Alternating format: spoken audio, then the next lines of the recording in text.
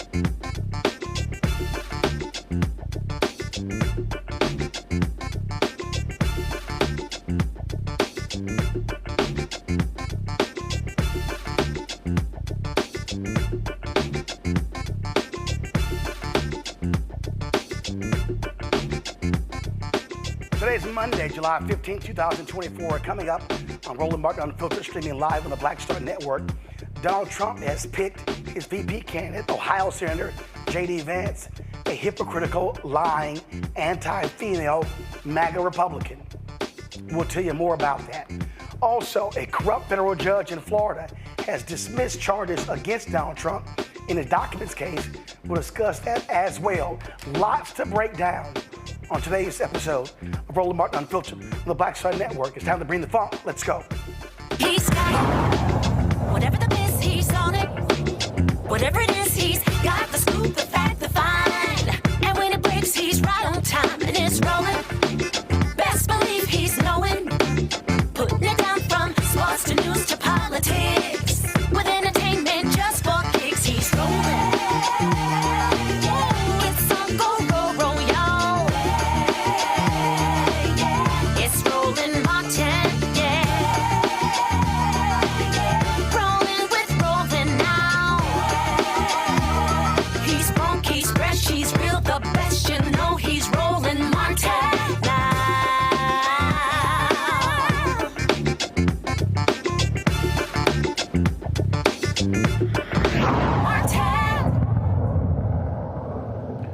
Folks, over the weekend, there was an assassination attempt of Donald Trump in Pennsylvania. The young man, 20-year-old Republican, who took a shot at him, according to FBI, they searched his phone, but they found no motive for why Thomas Crooks did what he did. Now, Donald Trump says he was shot in the ear. We see the video, of course, where his ear was bleeding. We have not heard from his doctors as to exactly what the case is. Now, of course, Republicans immediately begin to blame the left, but the reality is it's one of their own who took this shot at Donald Trump. So as a result, Trump then came out and said he was going to change his speech. It's going to be more about unity. Well, that's actually not what happened. And then today, he made his vice presidential pick, Ohio Senator JD Vance. And trust me, there's nothing unifying about JD Vance. Here's a video dropped today by the Lincoln Project. The Lincoln Project salutes our fellow Never Trump activist, JD Vance. He led the way in opposing Trump in 2016, even calling Trump our Hitler. JD Vance speculated that Trump might be America's Hitler. Trump is the fruit of the party's collective neglect. I go back and forth between thinking Trump is a cynical a-hole like Nixon or that he's America's Hitler. Are you a racist? JD joined John Kasich as the only major Republicans in Ohio to vote against Donald Trump in 2016, and he boldly told the truth about Trump voters. We are, whether we like it or not, the party of lower income, lower education white people. Trump is cultural heroin. Fellow Christians, everyone is watching us when we apologize for this man. JD Vance is a multimillionaire big tech banker with a degree from Yale, our kind of candidate. He gets it. JD Vance for Senate, the Lincoln Project candidate. Anthony, go to my iPad. This was a tweet that JD Vance deleted where he said, Trump makes people I care about afraid, immigrants, Muslims, etc. Because of this, I find him reprehensible. God wants better of us. And not only that, JD Vance also said this, Mr. Trump is unfit for our nation's highest office. That's the guy who Donald Trump has picked to be his vice president. My panel, Dr. Juliana Malveaux, economist, president emerita of Bennett College, also an author out of D.C., Dr. Amakongo Dibinga, senior professorial lecturer, School of International Service, American University out of D.C., Long Victoria Burke, Black Press USA, Arlington, Virginia. Juliana, I'll start with you. JD Vance, very much anti-women. He cannot stand no-fault divorce. Even said that if women were in an abusive marriage, they should have stayed for the kids. This is a godsend for Democrats because this is the kind of person who could help them drive their female numbers up. Absolutely. I think this is fascinating. Of course, JD Vance has been slithering towards Trump ever since he said all those things in the Lincoln Project ad. He's been slithering towards him. Trump endorsed him when he ran for Senate.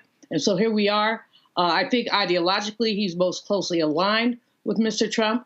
And so we've got a vice presidential pick who has said things about Trump that even Trump probably can't stand. But he's also said things about women. He said things about people of color, GBLTQIA people. And he's going to help Democrats, I think, in the long run. I also am salivating at the side of my mouth to watch him and Vice President Harris go at it.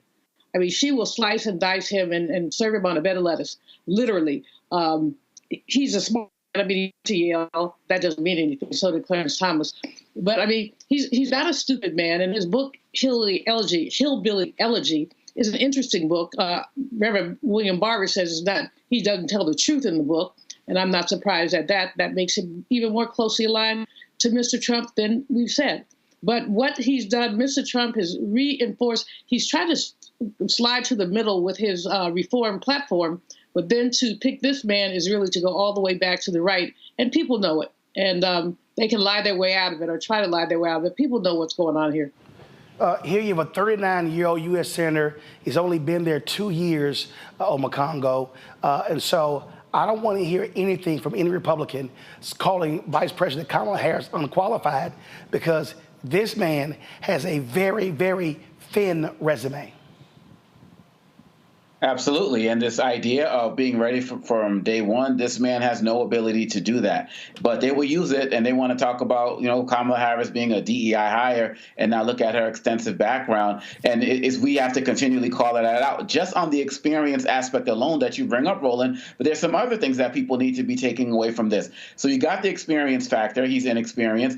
Another thing, it's representative of the fact that the Trump campaign is not going to call for unity. He says unity, but it's unity behind me, right? That's what he wants right now. And so if you wanted unity, you would pick somebody like even a Doug Burgum, right? Somebody who does not have a strong history of this inflammatory rhetoric, of this ignorant rhetoric that goes against people, the women's conversations and stuff. Someone similar to that. Even a Marco Rubio who could appeal to Latino voters and other groups on many levels. But he didn't do that. He went with the MAGA extremist guy who said that if I was in the Senate at the time, I would not have certified the election. That's who that guy is. So, and lastly, I will say, this is another example, Democrats, of Republicans falling in line while Democrats are waiting to fall in love. We know how vindictive Donald Trump is, yet with all of these things that Vance said about Trump, this is the person that he picked. And so if we come out of this week still arguing over whether Biden should be the nominee and still not suggesting other people, except for us who say Harris, then we are dooming ourselves. They have fed us on a plate an opponent that Democrats can pick apart on so many levels, and this is the time to consolidate. We've had the Democratic discussion. We aired the dirty laundry. People say it was necessary, but now is the time to consolidate and move forward. Lauren, this is JD Vance talking about the effects of no-fault divorce. And this is one of the great tricks that I think the sexual revolution pulled on the American populace, which is this idea that, like, well, okay, these marriages were fundamentally, they were maybe even violent, but certainly they were unhappy. And so getting rid of them and making it easier for people to shift spouses like they change their underwear, that's going to make people happier in the long term. And maybe it worked out for the moms and dads, though I'm skeptical, but it really didn't work out for the kids of those marriages. And I think that's what all of us. Wow, Lauren, that's the person who wants to be vice president. Yeah, I guess so. I don't know what the heck that was. The inability of this version of the MAGA Republican Party to mind their business when it comes to people's personal decisions is really incredible. And, to your earlier point, I actually think this is one of the most inexperienced vice presidential picks in a really long time. I have to go look at how long Dan Quayle was in the Senate. But this is ranking up there with this is Sarah Palin level in terms of why would you pick this person and what qualifies them to be a heartbeat away from being the president of the United States. We have a president, Donald Trump, a former president running again, Donald Trump, who's 78 years old and has a heart issue. So I'm not sure why JD Vance was picked, because a few of these other people, Tim Scott, Marco Rubio, they've been in the Senate much longer than JD Vance. So I'm not understanding that. The other interesting thing about this, of course, is that in this moment of time politically, Donald Trump is like the luckiest man alive for various reasons. The court case, and obviously, thank God, the failed assassination attempt on Saturday, which was he was inches away from being killed on national TV. So he's had a very lucky run. He's also lucky in his opponent in this particular cycle. And he makes this mistake today. I think this was a huge mistake for this campaign, because JD Vance is on the record saying a lot of things negative about Donald Trump, and everything is going to be replayed. And you couldn't have done that with almost any of the other people other than Marco Rubio that were on the list. On top of everything else, it's a double MAGA pick. You already have a MAGA person on the ticket, and his name is Donald Trump. You didn't need another MAGA person on the ticket. He was likely to win Ohio anyway. So this is a mistake. This is a huge mistake. And once people start talking about the record of the Vice President Harris, they're going to have to shut up pretty quickly, because he can't compete with her resume. So you want to talk about DEI picks and people who are not qualified? The person that Donald Trump just picked as vice president for his vice presidential running mate is not qualified, and people are going to bring that up. Well, you say folks are going to be playing stuff. He said, like us. Listen to this. I'm going to vote third party because I can't stomach Trump. I think that he's noxious and is leading the white working class to a very dark place. I'm going to vote third party because I can't stomach Trump. I think that he's noxious and is leading the white working class to a very dark place. Well, again, that's what he had to say there, Julian. That was to NPR in 2016. Oh, and as you played it the second time, I'm like, well, let's play it 3 or 4 more times just so people really get what that man had said. He was a never Trumper, and all of a sudden now he's the vice presidential pick.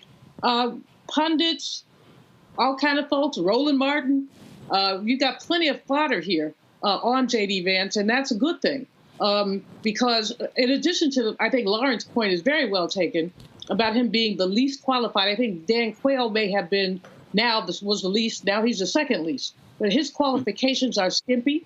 Has he passed any legislation? Has he done anything? Has he led anything other than his pen to write his autobiography? So, I'm just sitting here cracking up. The sound bites there are going to be so many sound bites that he's going to have to run away from or lie about. Well, he's good at that. At least he's Trump's vice presidential pick. So they have lying in common. But he's going to lie. He's going to slither. Lauren is absolutely, he does nothing for this ticket. But guess what? That's good for Democrats. Well, Omakongo, he ran for U.S. Senate in 2020 against Congressman Tim Ryan. He had to pivot to be a MAGA Republican. So he sucked up to Donald Trump. He was funded by billionaire Peter Thiel. He's a Silicon Valley guy. He tried to act like he's this white working class. No, dude, you're a tech bro from Silicon Valley. And so I fully expect him to be exposed further on the national stage by the Biden-Harris campaign. Absolutely, he's a fraud. I mean, he's a chameleon. It's very Tim Scott-esque, although it doesn't look as performative in the way that he shifts. And I think folks in Ohio should be kicking themselves that Tim Ryan didn't win that election, because what turned out being what it could have been.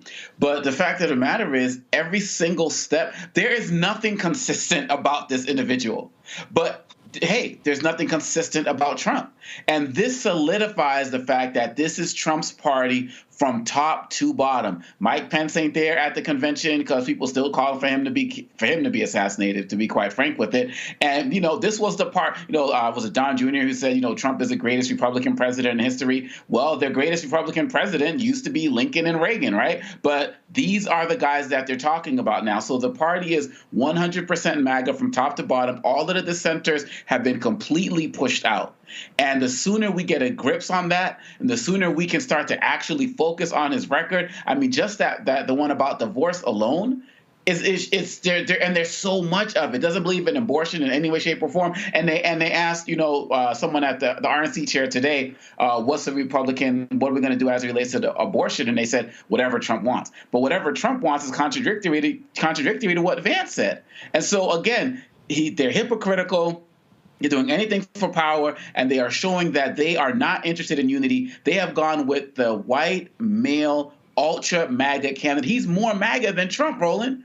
And that's who they went with. They didn't try to sugarcoat this in any way, try to find a Nikki Haley type or anything like that. And so the sooner we realize that, the sooner we can get back to the business of unifying the Democratic Party so we can beat these individuals, because there is no middle ground on this anymore. And quite frankly, there never was.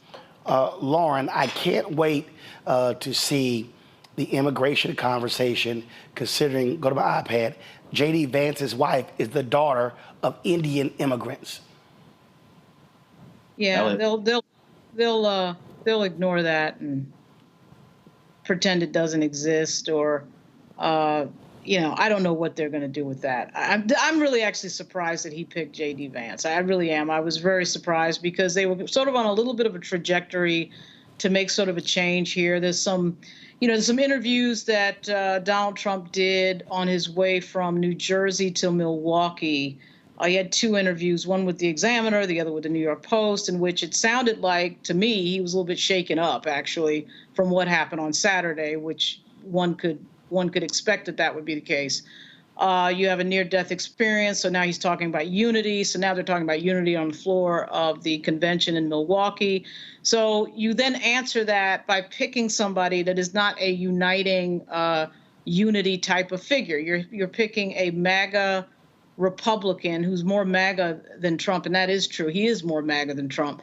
And so that doesn't really make sense. And what he says up there in his speech is not going to, unless they write the speech for him, are they really going to get serious maybe and change the speaking patterns of JD Vance, who, by the way, blamed Joe Biden for the assassination attempt on Donald Trump on Saturday, which makes absolutely no sense. And is bizarre. I thought it was a missed opportunity, because a lot of other folks on the list that he could have selected, with maybe the exception of Marco Rubio, would have been a lot less MAGA. Certainly the Governor Burgum would have been less MAGA, and Glenn Youngkin would have been less MAGA. But when you pick JD Vance, that's like picking Tom Cotton. I mean, you're bringing in an extremely partisan individual, and the Democrats are going to have a field day, an absolute field day marketing against him. You talked about that particular tweet that he sent out. This was the tweet that JD Vance posted on Saturday after the shooting in Pennsylvania. Today is not just some isolated incident.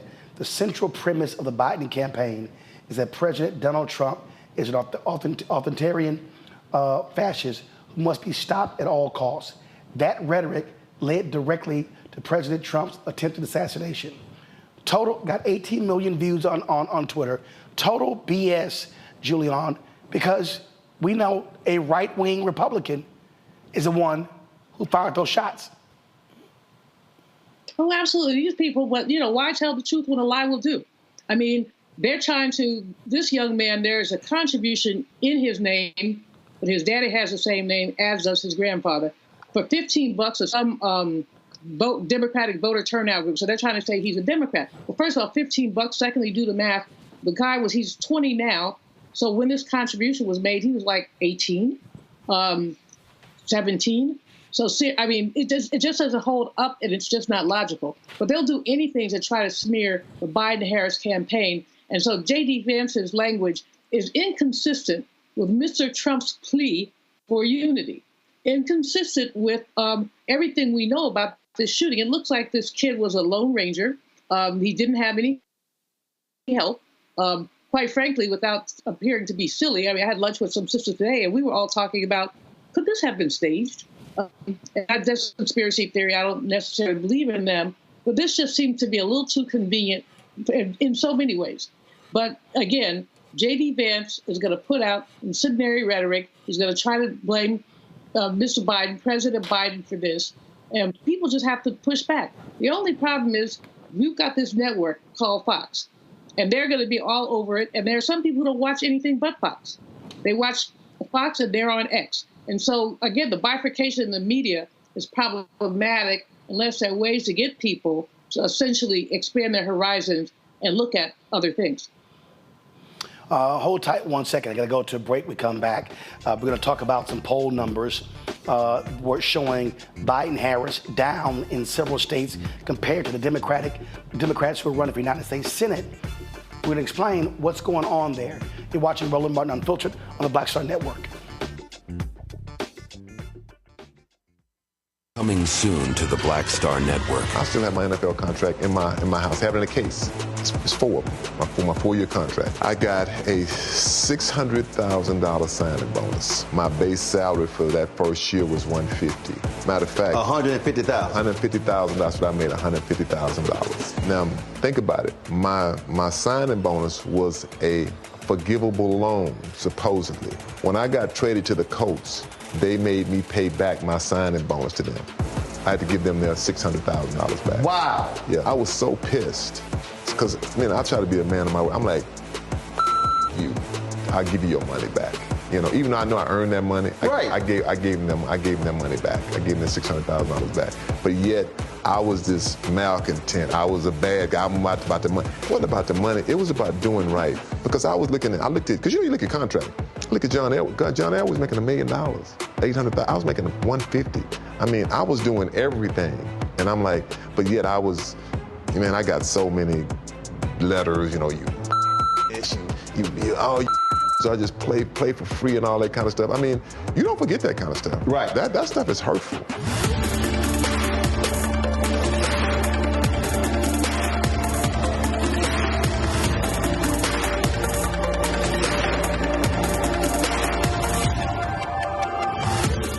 What's good, y'all? This is Doug E. Fresh, and you're watching my brother Roland Martin Unfiltered as we go a little something like this. Hit it.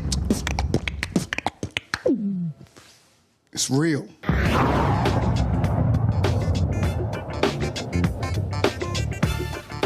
Folks, we start talking about how this race is stacking up. Of course, today is the first day of the Republican National Convention.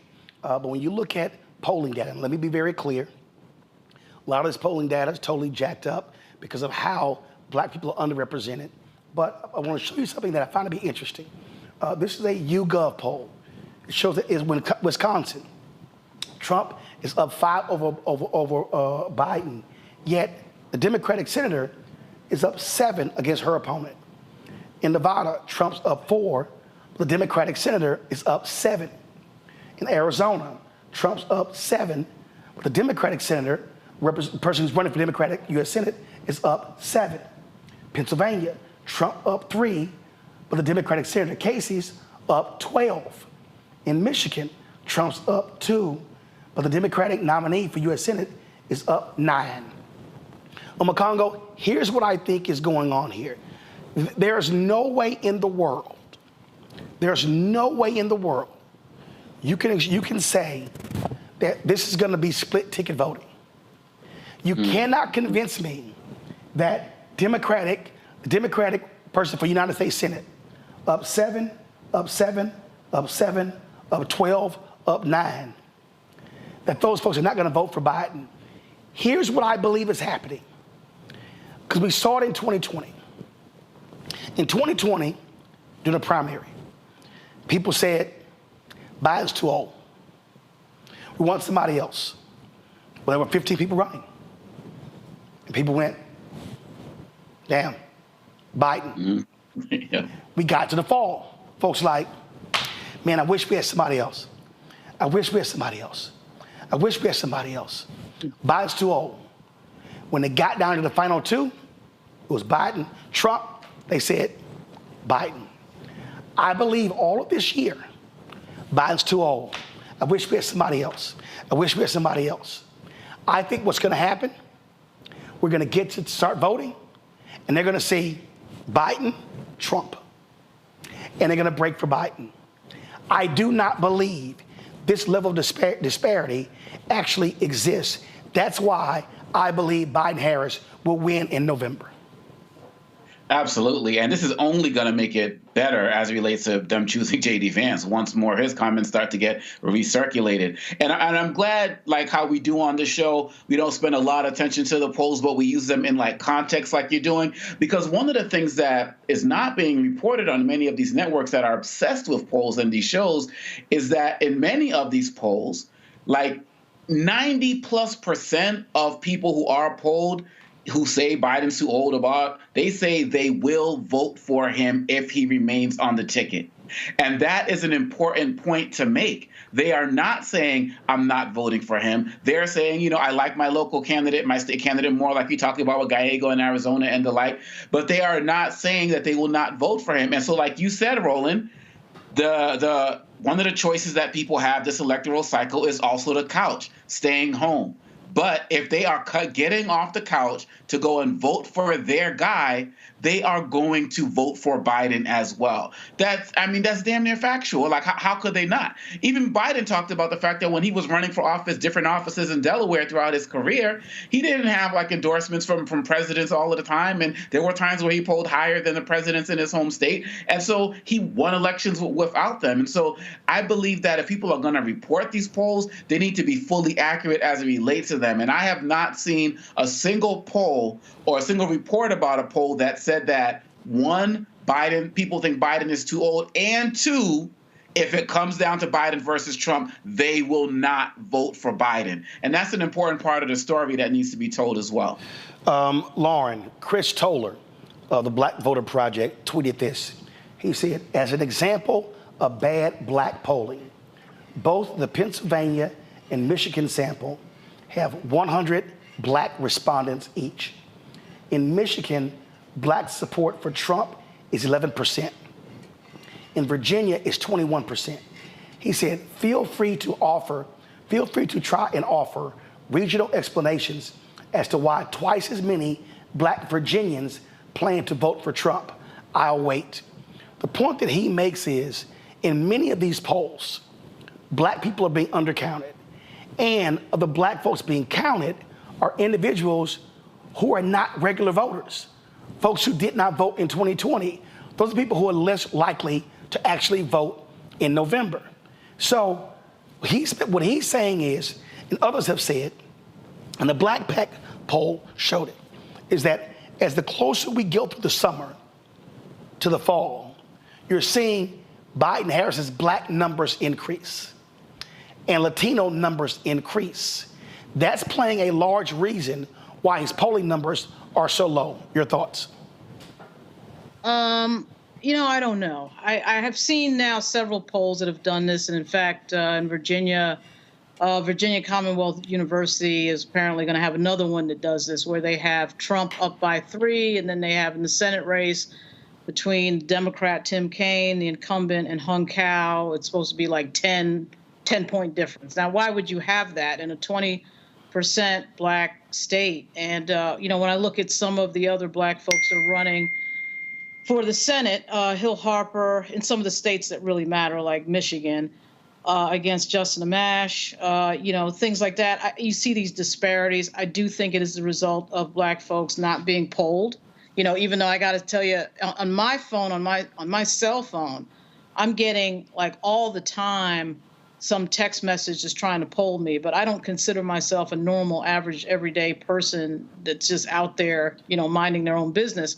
I think when you're involved in politics, you end up on a lot of lists. But I think, the person who's out there who's the average, everyday, blue-collar black voter, working-class black voter, is probably not getting polled. I mean, I just think that's a lot of it, and particularly when you think about places like Michigan or Pennsylvania, where there's a hot Senate race involving the incumbent Senator Casey.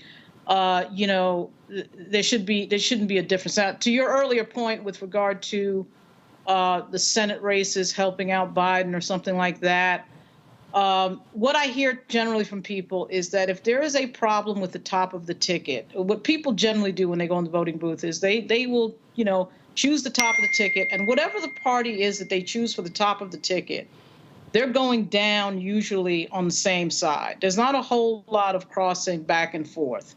So this problem that the Democratic Party has been involved in for the last 17 days of effectively destroying their nominee, their presumptive nominee, is hugely problematic, hugely problematic.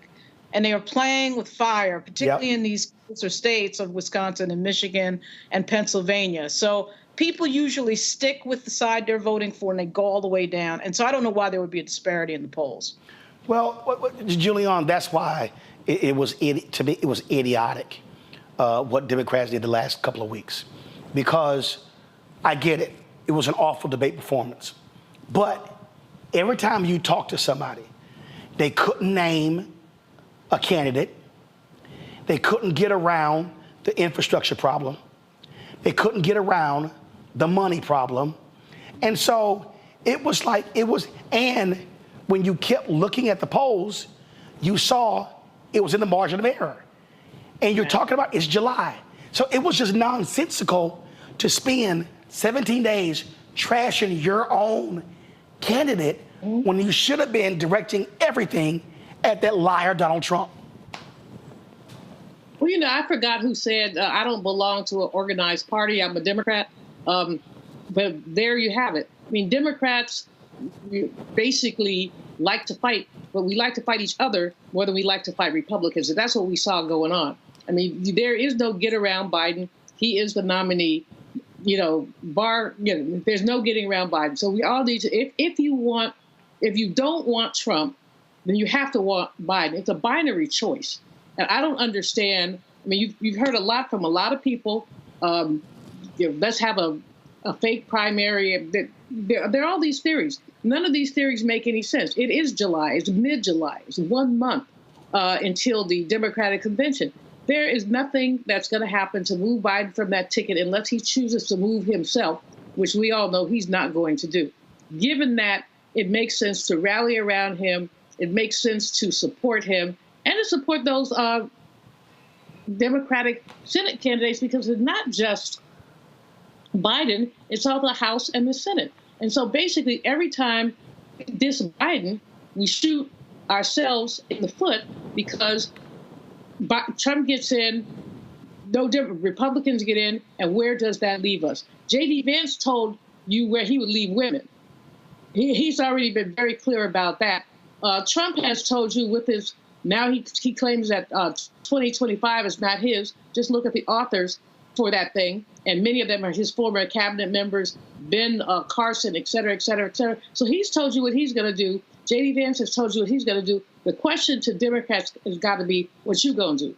Now, Barbara Lee, Maxine Waters, many of the stalwart Democrats have said, look, or what Jim Clyde, I'm riding with Biden. I don't know why others are having so much trouble. Yeah, he old, but he been old. I mean, he was old, in 2020. He's old now, and 2028 he gonna be even older. That's just the aging process. To throw him under the bus for one bad debate, it was an abysmal debate. Okay, it was a debate. Where does that stack up in terms of all the work he's done in the last 3.5 years? All the benefits we've had. I mean, HBCUs got money. Student loan forgiven for a whole bunch of people. I forgot the number, but students loan forgiven, and we can go down the list. So Democrats are being foolish, and unfortunately, the rest of us are going to end up having to pay for it. So far, about 20 Democrats have publicly called on President Biden to withdraw from the presidential race. A couple will say he should resign the presidency.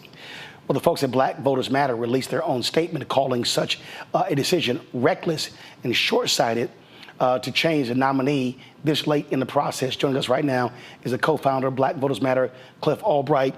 And Cliff, every time I saw one of these people put this thing out, I would go, okay, who's your pick? Then I would go, okay, if it's not Harris, how are you going to get around the money issue? How are you going to get around the fact that you can't transfer 1,000 staffers in 100 field offices? How are you going to get around trying to build a national campaign on the fly? None of these people could answer any of those questions. That's why this was stupid. Yeah, and I think that what you're raising, the question that you raised in terms of like who else would you be picking, I think really shows the problem. There's a meme going around on social media talking about, the real problem with Biden's age is really Kamala Harris's race and gender. And that's really what's driving a lot of this, is that you've got some elected officials, some donors, definitely the media, it's not enough of an answer for you to say, well, if something were to happen to Joe Biden, heaven forbid, but if something did, obviously you got a vice president that's gonna fill in. That's what it is that they don't want to see happen. And that's why you see, or that's part of the reason why you see, these calls for him to drop out. Yes, we know that the debate was terrible. Yes, we know that he was old. As Professor Malveaux says, black folk knew that 4 years ago. Like nobody black watched that debate and came out of the debate, wringing hands and gnashing teeth, say, oh my God, I didn't know Joe Biden was old. We knew that already. That was already baked in. But what we recognized 4 years ago, just as what we recognize now, is this is the best chance of beating Trump, and part of that is because of our distrust of the way that other white folks might vote. But what you're raising is really, it's a big part of the issue, which is that there's no process for how they would go about doing this. And we've argued that any process that would pass over the vice president would be detrimental to the base. You'll immediately lose a whole bunch of black women and black men that will see that level of disrespect. We, in our statement, what we said is that we want to see the process be respected. It's not coincidental in our minds that you have this call for the first time in decades. You have this call to ignore the primary results in the very first year when that primary was led by a southern state with a large number of black voters. So the primary system was changed in order to put South Carolina first, and then you put the year when South Carolina and black voters were put first to say, oh, we want to just ignore that there was a primary process. And that 14 million folks, a large number of which are black, voted for President Biden. So as you've said several times, it doesn't make, especially, I don't know about you, Roland, but anytime I see the level of coordination and collusion, like what we saw over those 2 or 3 weeks of the elected officials, the media, the billionaires and celebrities, all of the moneyed interests coming after Joe Biden, real and arguably, coming after him in a way, back in the day where they would say, you an N-word lover, right? I think part of the anger that he's been getting has been because of having a first black woman vice president, because of putting a first black woman on the Supreme Court, because of putting a historic number of judges within the judicial system. And we got another reminder today in the form of Judge Cannon about why it's important that you're able to put these judges in these positions. And so, when you see that level of collusion coming from the media and ignoring the polling, which I'm not a big fan of polling, like the same people that are talking about these polls now are the same polls that were telling us that there was a red wave coming in 2022, and we see where that wound up. So I'm not a big fan, except for a couple of people that I trust. But when you look at the polling that's come out over the past couple of days, with Biden either maintaining where he was, or in some cases, like with the Marist NPR poll, where he's developed a 2-point lead, and there's some other polls showing that he's developed the lead. When you see that happen after 2 weeks of just being pummeled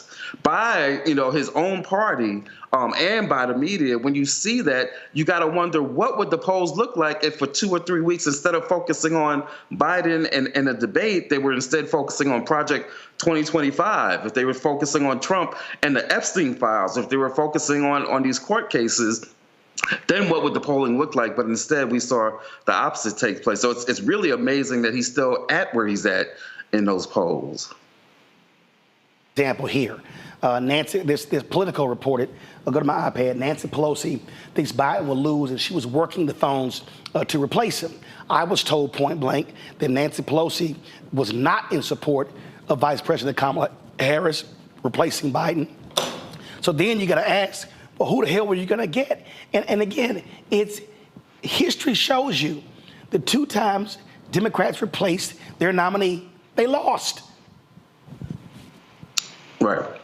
Yeah. I mean, when you look at the Democrats in contested conventions, 1968, of all places, Chicago. When you look at the 1980 race and, Kennedy challenging Carter and what took place there. And then even as recently as 2016, which was somewhat of a contested debate, contested convention, those don't end well. They just don't end well. And this year, I think especially would be chaotic, and I really think would create a process where you'd see a lot of Black voters feeling like our voices were just ignored in favor of, again, the big money donors and celebrities, and in terms of the media, the corporate media interest. And so I don't see that process ending well. And I've got to add on that, look, there are people within our movement, people very close to me, heck, me, myself, who have legit concerns on policy matters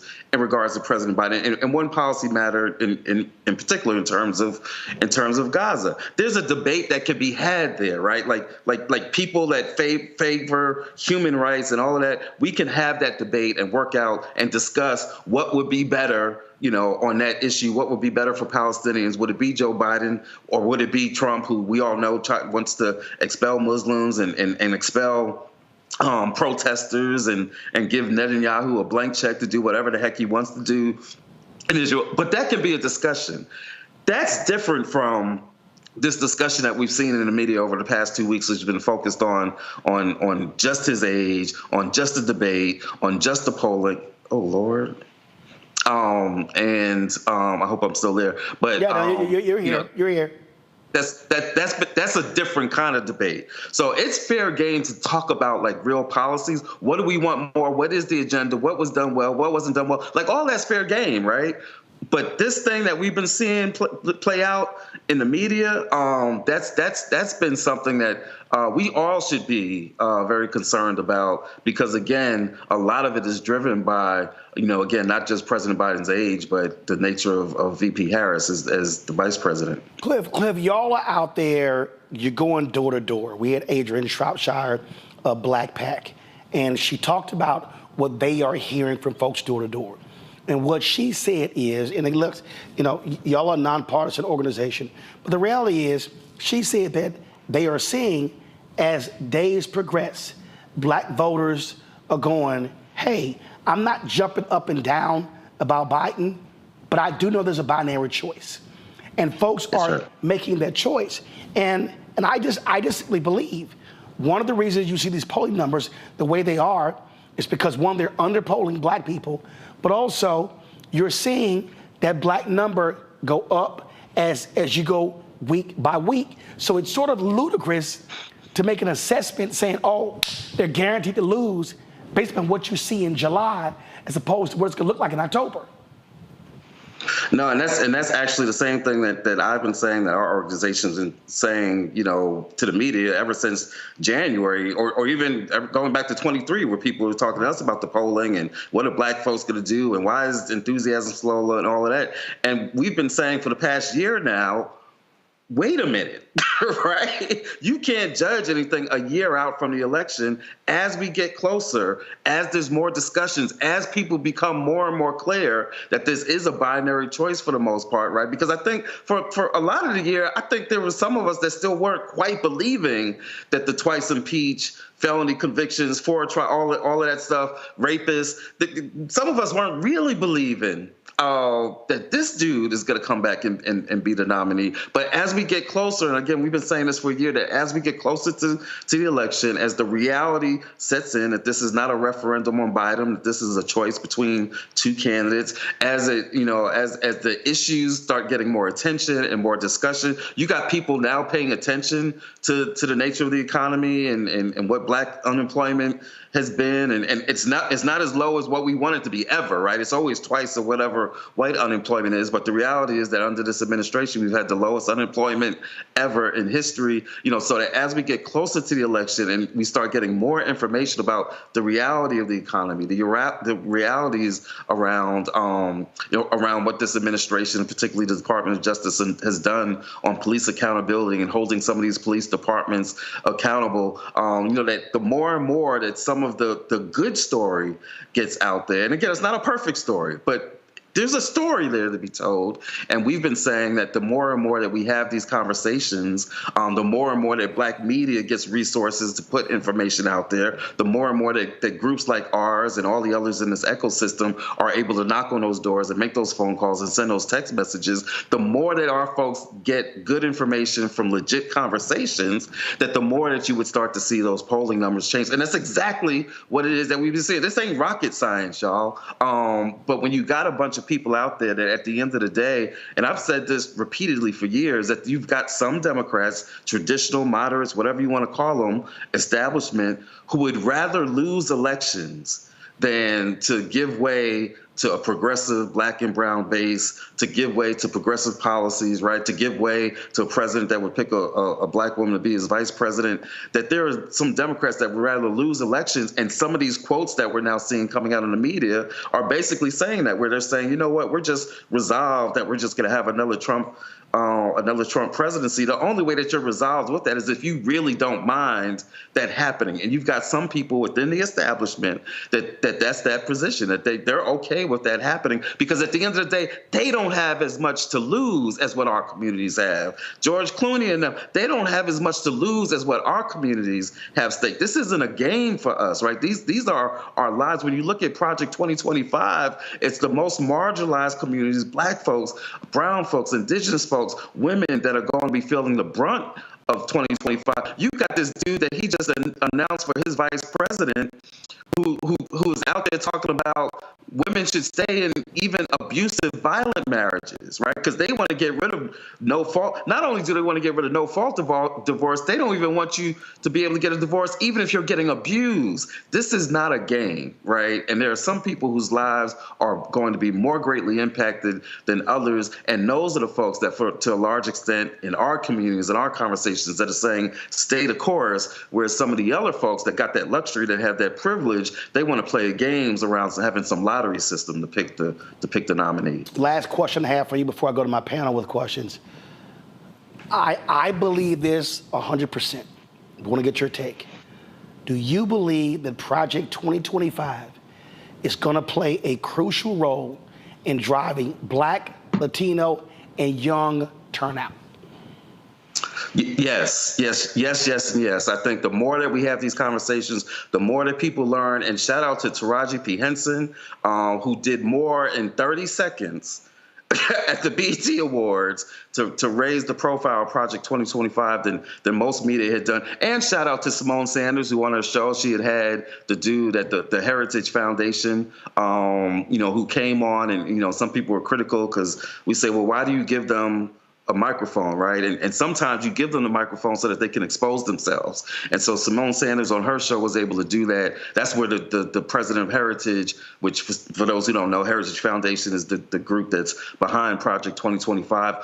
Also, a group which was founded, as they speak about heritage, they were founded and in the early years put a lot of attention, and still to this day, to reinforcing school segregation and trying to fight against integration. That's the same Heritage Foundation that's behind this Project 2025. But I think that the more that people learn about it and talk about it and talk about all the different ways that they're trying to take over government and get rid of voting rights and send women back and we're going to be doing a series of one-pagers talking about the things that are specifically targeted against Black folks. Things like continuing the attacks on affirmative action and DEI. In fact, they want to take the Department of Justice and Office of Civil Rights, and instead of it being to enforce, the Civil Rights Act, they want to twist it around to say that civil rights moving forward is going to be investigations of anti-white discrimination.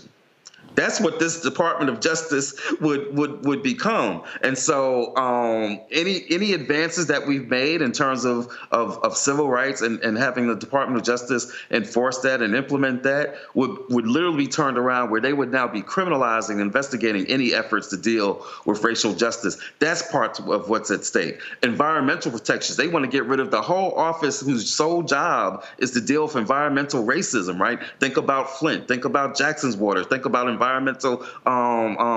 catastrophes and the impacts of climate change and flooding in our communities.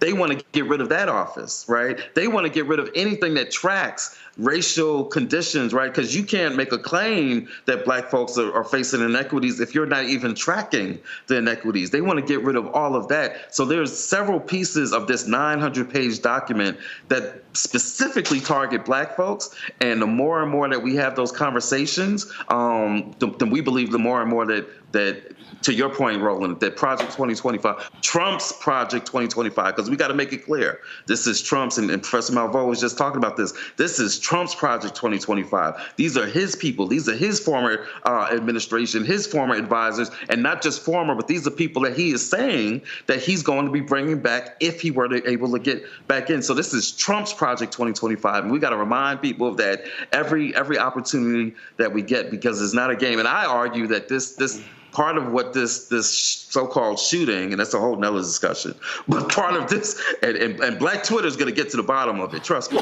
but part of what's behind this so-called shooting is that it has changed the conversation where increasingly people are talking about Project 2025 online. Even some of the media was being pushed into it. And just like that, the narrative has been changed so that now all they're talking about is the so-called shooting that took place. And so we have to stay focused. We can't wind up chasing all these other things. We've got to stay focused on talking about Trump's Project 2025, talking about what's at risk, and keeping our eyes on the prize. Lauren, your question. Cliff, good seeing you. Hey. We just had a primary, as you know, a primary on June 18 in Virginia, and in talking to people who've been knocking doors, they say the issue that keeps coming up at the doors is the economy, the economy, the economy. I wanted to hear from you. Do you think abortion is a big issue for black voters in the same way it is for white voters? Or is it just the issue that the Democrats want to talk about because they're getting millions and millions of dollars from Planned Parenthood? What do you think about that? Thanks. Yeah, that's a great question. I actually think that it is a big issue in our communities, and for a couple of reasons. And you could look at Ohio and look at the turnout that you saw in Ohio when they had that referendum on abortion rights. Black folks came out in large numbers.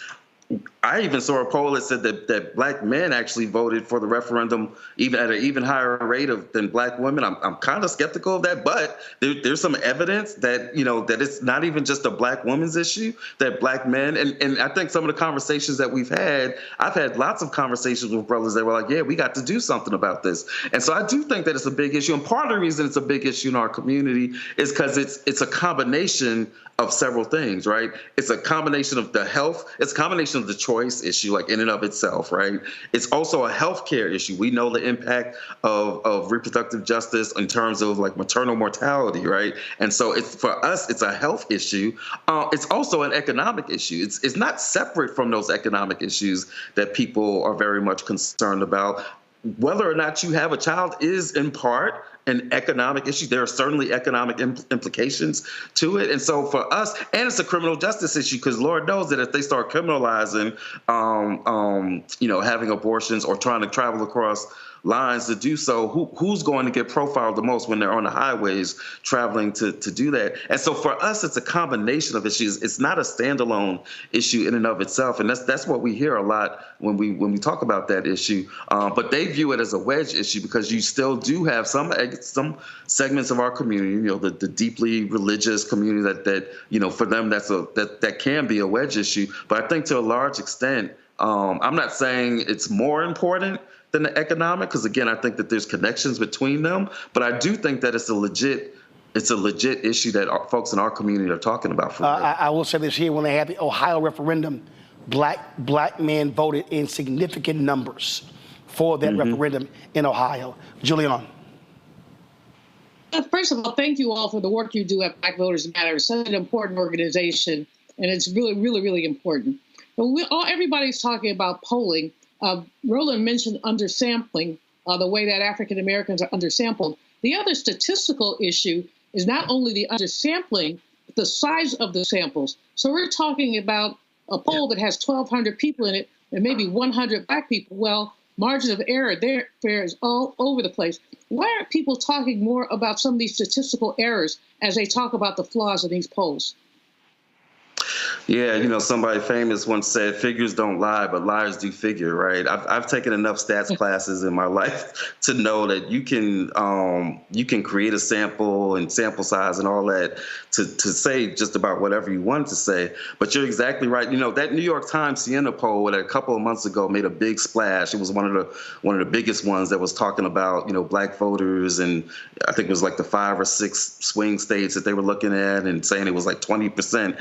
But if you got into the details of that poll had about 400 and something black folks, right? But again, this was across 6 or 7 different swing states. And so essentially what you were looking at was a national story that was really based on like 60 or 70 black folks in each one of those states. And so you're right. The sample sizes in some of these, especially when you're talking about black folks. But I think to answer your question, a lot of people don't dig into that level of detail. A lot of people don't dig into the methodology of these polls. They don't dig into the sample sizes. They don't dig into, the crosstabs and the different relationships between age and race and all of that. And so we're just left with what? We're left with the headlines that whatever media, mainstream media, decides to focus on when they're reporting on that. That's why it's important for us to be able to do our own polling, and shout out to, Cornell Belcher and Adrian and work that Black Pac's been doing on doing a series of polls and focus groups, because they really were some of the first to be able to point out that, that there's a whole segment of our community that is thinking differently than what you would have the mainstream media would have us believe. And so we've got to be able to study these polls a lot more closely and to be able to do our own polling. Thank you so much for all of your work, and it's so appreciated and needed. There have been so many things that have been in the news, from abortion to the assassination attempt to all of these different conversations that are necessary to have. But I feel like one thing that has slipped off the radar is conversations about voter suppression. Can you give us your latest information and news you have about voter suppression efforts that you're seeing going on across the country? Yeah, I'm so glad you raised that, because it's been one of my biggest frustrations. And I say it to every journalist that tries to talk to us about these polls and about Black enthusiasm. And I make this point: Black turnout is not just a function of Black enthusiasm. Right? Black turnout is not just a function of Black enthusiasm. It's also a function of to what extent we have the right and we have the access and the ability to cast our vote. Right? When we weren't voting in the South, throughout Jim Crow, it wasn't because we weren't enthusiastic. Right? If enthusiasm was the only thing that mattered, then we would have been voting in big numbers, throughout the entire 20th century, but we weren't. And why? Because we were in the midst of Jim Crow, and there wasn't the legal framework that would let us act on our enthusiasm, act on our hopes and dreams for how we could control our lives. So Black voting has never just been a function of how motivated or how enthusiastic we is. It's also always a function of voter suppression. And that's exactly what we're seeing and what we're very concerned about going into this election cycle. We know that the Republican Party has a strategy of recruiting thousands, I think like 10,000 of these poll watchers that they want to recruit. So, and in some of these states, those poll watchers have the ability, not just theoretically, like we've seen this happen in states so far. We saw it happen in North Carolina, where they go into these polling places and they are intrusive, right? They get in the way of the poll workers. the poll clerks being able to do their jobs. They get in the way sometimes of voters being able to vote, and they wind up intimidating voters.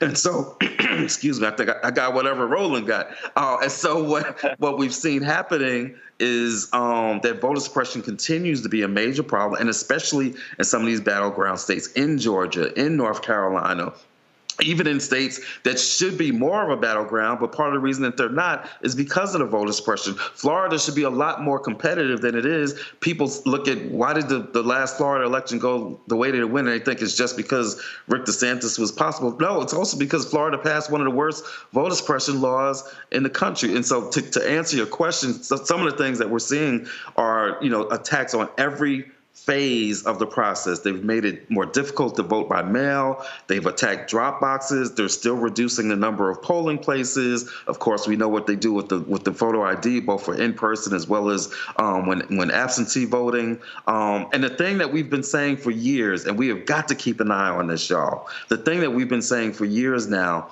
one of the most insidious pieces has been the way that they've, in some of these laws, in some of these states, they've made it possible to take over local county boards of elections, to take over that process, to have board members be able to be replaced by the state legislatures, right? Or had the state legislatures. In some cases, they've taken away the power of the Secretary of State. I think Arizona might be an example of this, where they've taken away powers from the Secretary of State and put it more in the hands of the legislature. And so these different mechanisms that they're using, not just to suppress the vote, but also to control the count.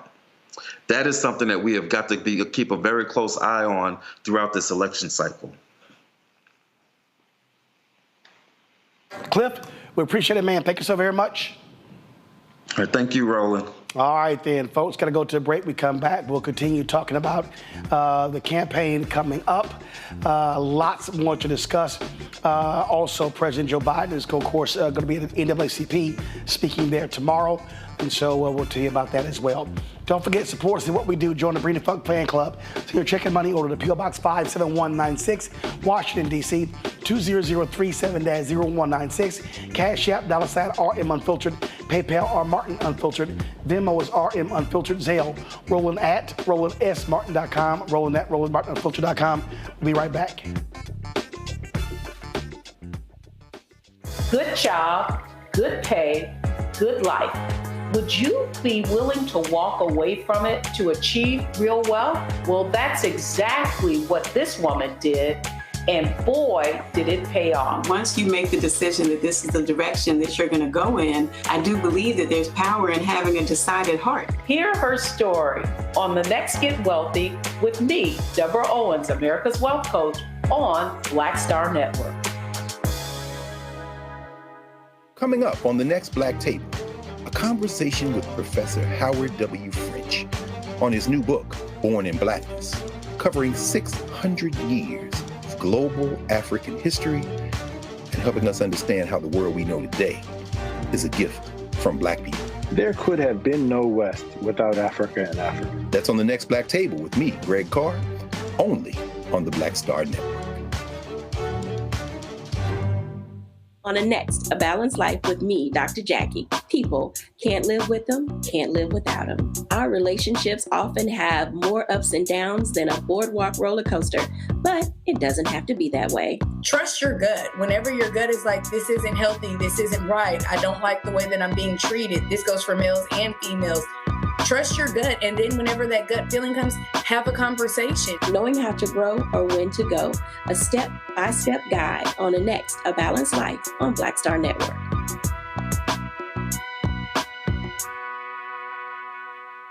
Fanbase is pioneering a new era of social media for the creator economy. This next generation social media app with over 600,000 users is raising $17 million, and now is your chance to invest. For details on how to invest, visit startengine.com/fanbase or scan the QR code. Another way we're giving you the freedom to be you without limits. Hi, my name is Freddie Ricks. I'm from Houston, Texas. My name is Sharon Williams. I'm from Dallas, Texas.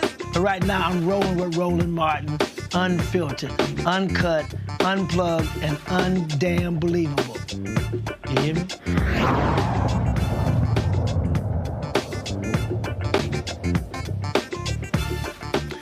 Joining us now is Christopher Toller. He's the director of the Black Voter Project, co-founder of Black Insights Research.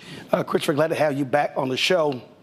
I was reading a couple of your tweets earlier, and we were talking about, again, all of these polls and all of these white mainstream polls. And you break down how they completely underrepresent African Americans. And then the black folks they are counting are folks who actually haven't voted in the past. So just share with folks what you've been seeing as each one of these polls sort of comes out and it's talking about, black folks are doing this and black people are doing that, and they're seeing 20 and 25% of black support for Donald Trump. So I've maintained that the story when it comes to the black electorate for 2024 must be about turnout rather than support for Trump.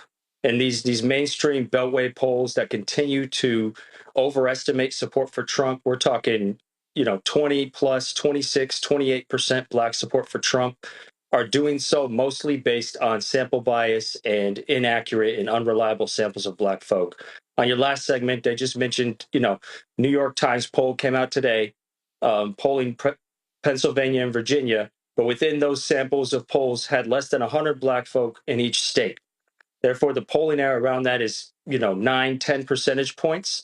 But in doing so, they're also getting accurate, inaccurate estimates, where in Virginia, they had black support for Trump at about 21%. In doing that, when you then calculate the total support for Biden, you're going to miscalculate those numbers. And you're going to underestimate Biden's actual total margin of win or loss in that type of state based on underestimating and completely missing the mark when it comes to black voters. So I think, right now, unless you're looking at a poll that has upwards of 600 to 800 or more, hopefully black voters in it, so a black specific poll, you can't take those results seriously, and they're biasing the total results of the entire race. And so there's a major problem going on right now when it comes to understanding black vote choice. But I don't think that's going to be an issue. I think we need to worry far more about turnout. Yep. To get to the point. And that's the point right there, because what I have been saying, the battle is with the couch. And so when we had Adrian Shropshire with Black Pac, they talked about how there was a plus 15 point jump from their most recent poll from the previous poll. And so she said the numbers are trending where they're picking up black support, but what the campaign must be doing, they must be in overdrive. They cannot allow any day to move forward where they're not driving those black numbers because they must be getting to them now, not trying to wait until October. They need numbers at or above the 2020 numbers for black turnout for the Biden campaign. And it's clear now, in order for Biden to win, he has to pick up Michigan, he has to pick up Pennsylvania, and he's not doing that without historic black numbers.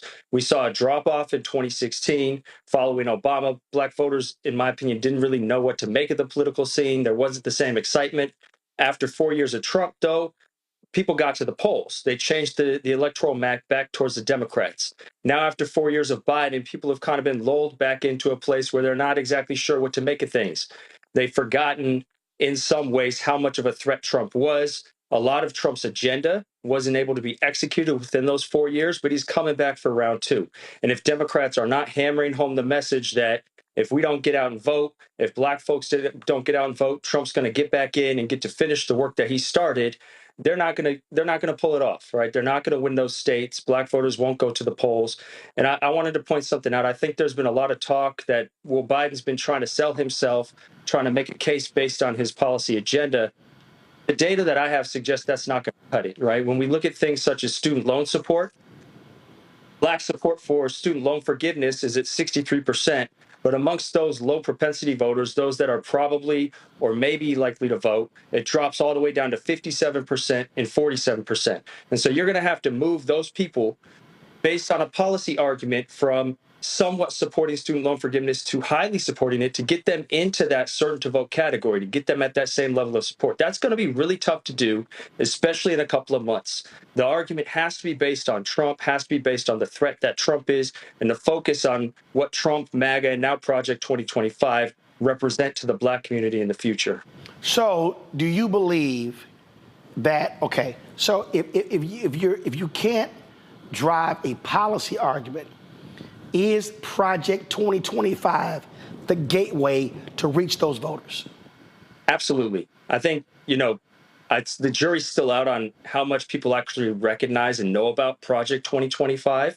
But if you look at the specific policies within there, the agenda within there, and highlight things such as eliminating DEI offices at all levels of education, banning the teaching of Black history to the point where teachers could get jail time if they were caught teaching Black history. If you look at those policies and you highlight those as a main part of Trump's agenda, it's going to resonate and the threat is going to be real. People are going to understand, oh, this is an attack on the Black community. This is an anti-Black policy agenda.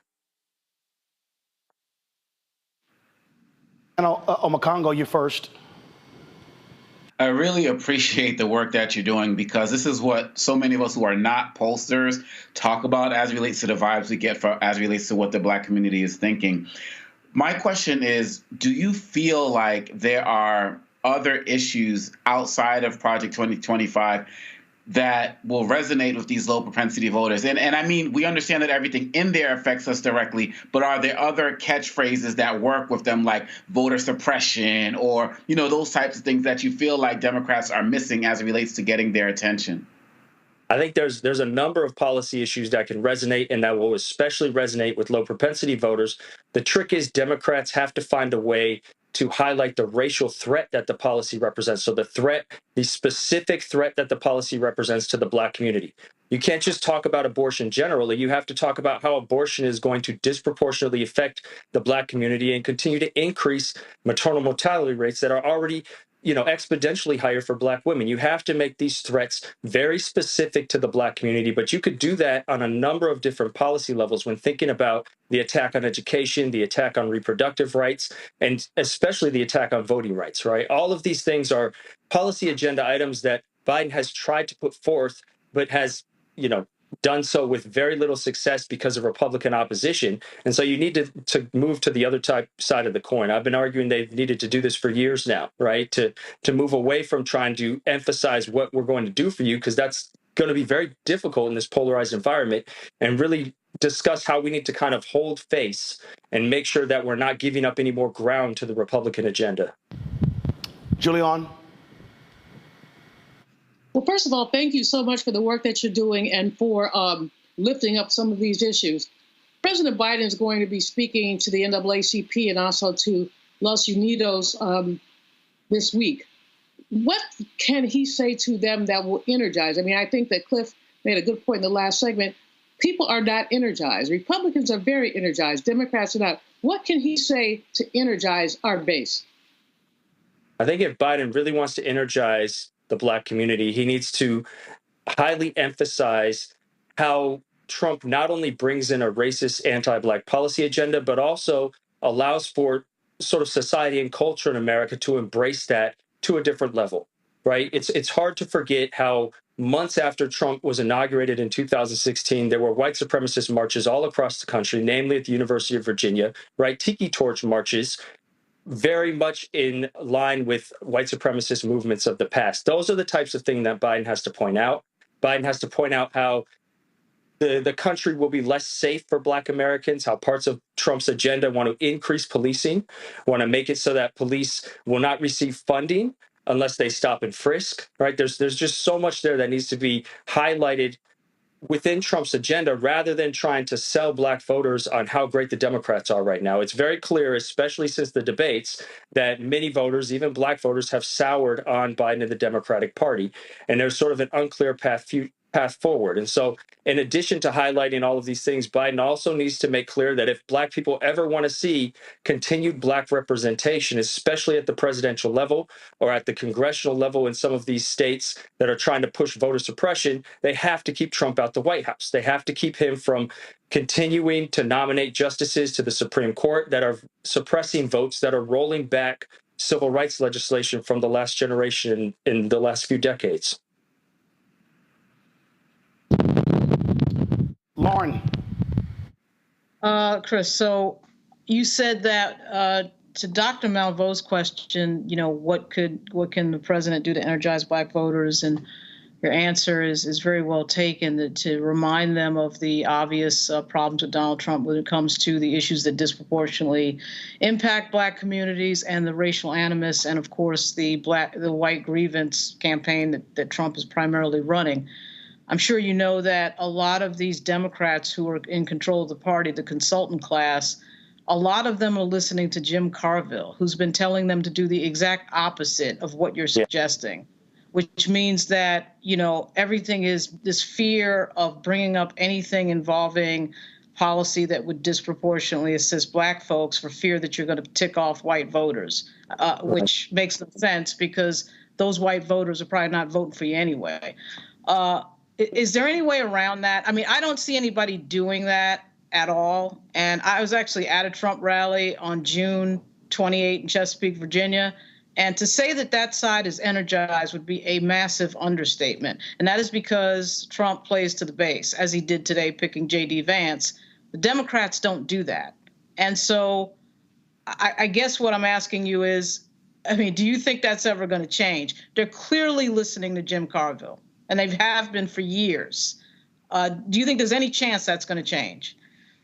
You know, Democrats have been in a precarious position ever since they embraced sort of the civil rights generation of the 1960s, on with the Rainbow Coalition, of having to bring so many different types of people together in order to win national elections.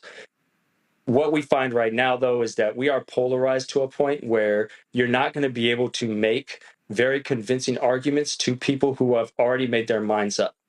During the Obama years, things were a bit different. We weren't as polarized. There wasn't such a reaction or backlash to the progress that the country had made. And so it might have been easier to convince people to switch parties or convince conservative independents to vote Democrat.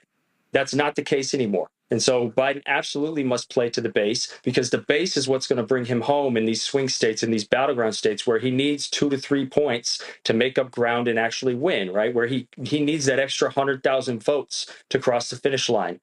If I were Biden tonight, I would have a list of policies, and then I would have another list as to how those policies specifically relate to and disproportionately affect the Black community, and really play up the notion that he's not the savior. He's going to work for the Black community, but right now it's about protecting the country from Trump, from MAGA, and from this conservative agenda. Thank you.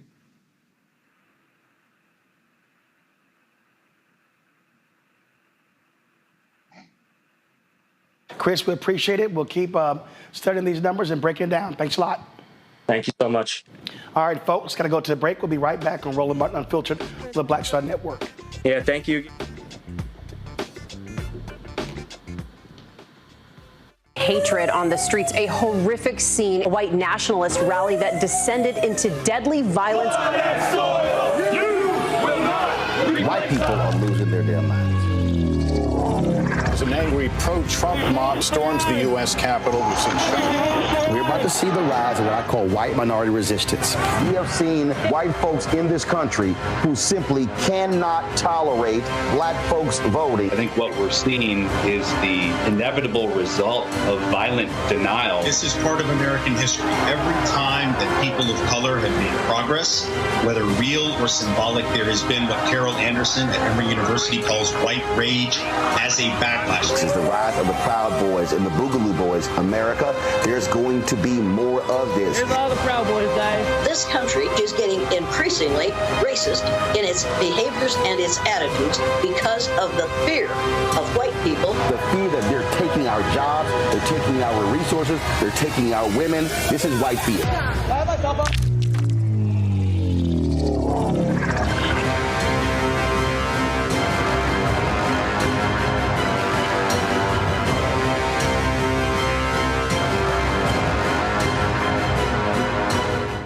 Hey, yo, what's up? This is Mr. Dalvin right here. What's up? This is KC. Sitting here representing the JODECI. That's Jodeci. Right here on Roland Martin Unfiltered.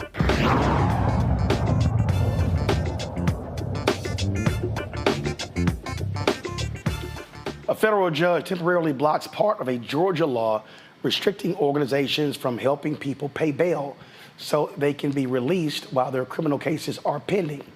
U.S. District Judge Victoria Calvert issued a stay on Section 4 of Senate Bill 63, saying the bond limit is unconstitutionally vague.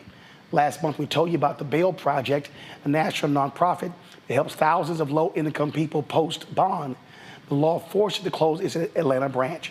Jeremy Churchin is the Director of Communications for the Bail Project. Joins me now from L.A. Jeremy, glad to have you here. Just your thoughts on this judge's decision? Well, it's encouraging to us to have a decision like this where the judiciary actually carried out its checks and balances.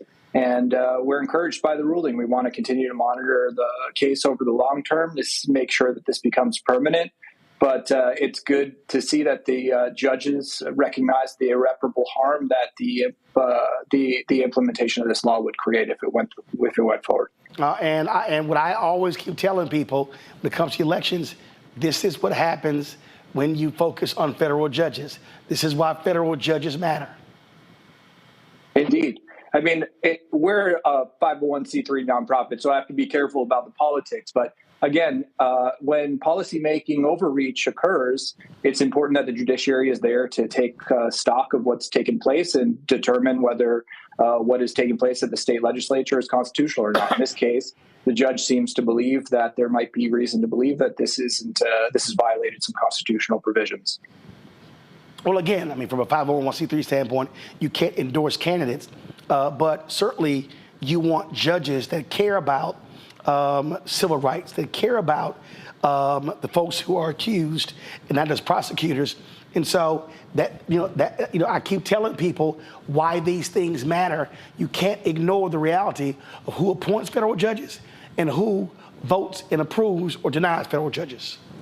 And I think the other thing, what is that? The basic issue here is that the law implemented by the Georgia state legislature, the law they pursued, was one that would cause great harm, that also villainized and looked to scapegoat bail funds that are providing important supportive services in a pretrial system that is inadequately resourced or prepared to deal with the variety of problems that individuals who become justice involved at some point encounter. Also, the fact that bail, when it exists, creates wealth-based detention, where people who are too poor to pay bail are forced to stay in jail while people who are rich and have money are able to get out.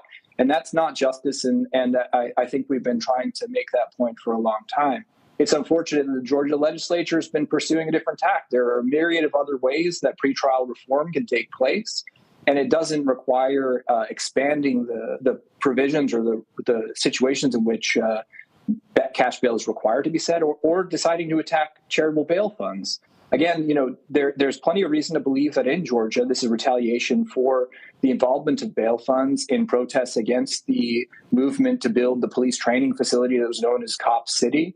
And I think more than that, people need to understand that bail funds have a long, rich history of providing supportive services and helping people in need. And instead of looking at us like we're some kind of enemy, looking at us as resources. Our clients have returned to 91% of their court dates. We provide them with court notifications, travel assistance, and resources to connect with supportive services that could address issues like drug addiction or housing insecurity. So that's not something that currently exists in pretrial systems across the country, and we're helping provide that. So I don't understand why anybody's after us for this stuff. Well, but it's a part of conservatives' attacks on bail reform across the country. I mean, they consider this, group this with, the Soros-backed DAs, people trying to be soft on crime. That's what they're doing here, trying to group all of these things together. Yeah, and I think we did see a series of political elections in which candidates tried to weaponize the issue of bail reform, often by preying on people's base fears about safety, trying to threaten that bail reform is responsible for the revolving door of justice that they claim it is a part of. But the reality is we are doing great harm to people when we incarcerate them unnecessarily. And that is incredibly destabilizing. If we want to really close a revolving door of justice, we need to provide people with the supportive services that they need in community rather than relying on our jails and custodial facilities to try to address those things. It's a ridiculous approach, one that tends to rely on incarceration over supportive services and in community prevention. And also, I think it's been scapegoated where there's places where they claim that bail reform is responsible for upticks in crime when, a lot of the crime prevention responsibilities fall to law enforcement. They don't fall to people, who are once there in justice involved. The other thing I'll say is that we're about protecting the presumption of innocence. Many people that we support, their cases go on to be dismissed. We have about 30% of our clients have had their cases dismissed. In Fulton County in Georgia, some of those clients stay in jail for months on end if we hadn't intervened, and then they go on to have their cases dismissed. The idea that would happen is an incredible miscarriage of justice. And that's why we say that pretrial detention, wealth-based detention, violates the idea of the presumption of innocence. Everybody should be entitled to a trial before jury, but really with cash bail, punishment occurs before any kind of conviction takes place. Have y'all seen an uptick in support from various folks as a result of this law? I think people are concerned when they see laws that are pursuing the regulation of charitable bail funds because they recognize the supportive services we provide. They recognize that we're filling a gap in a system that needs help. And I think that's why there's a real folly in the decision made by lawmakers in this case to pursue regulation here instead of trying to find a holistic solution to the problem. They'd be much better off working with us to try to advance evidence-based solutions and to try to think about the pretrial system far more holistically than they currently are. And I think people recognize clearly that the bail project is not a root cause of any problems, that we're actually there to help. All right. Jeremy, we appreciate it, man. Thanks a lot. Thank you for having me again. All right, folks, we come back. Tonight is DEI night at the Republican National Convention. They're going to parade a whole bunch of black folks up. One of them is Mark Robinson, Lieutenant Governor of North Carolina. Did y'all hear what he said about killing opponents? We're going to discuss that next. Back in a moment. On a next, A Balanced Life with me, Dr. Jackie. People can't live with them, can't live without them. Our relationships often have more ups and downs than a boardwalk roller coaster, but it doesn't have to be that way. Trust your gut. Whenever your gut is like, this isn't healthy, this isn't right, I don't like the way that I'm being treated. This goes for males and females. Trust your gut, and then whenever that gut feeling comes, have a conversation. Knowing how to grow or when to go. A step-by-step guide on a next, A Balanced Life on Black Star Network.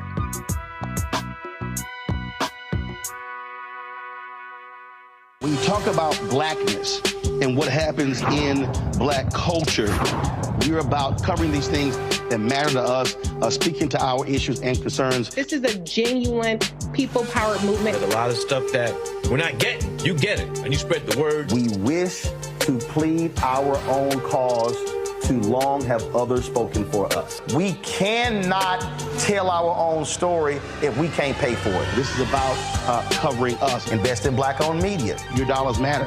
We don't have to keep asking them to cover our stuff. So please support us in what we do, folks.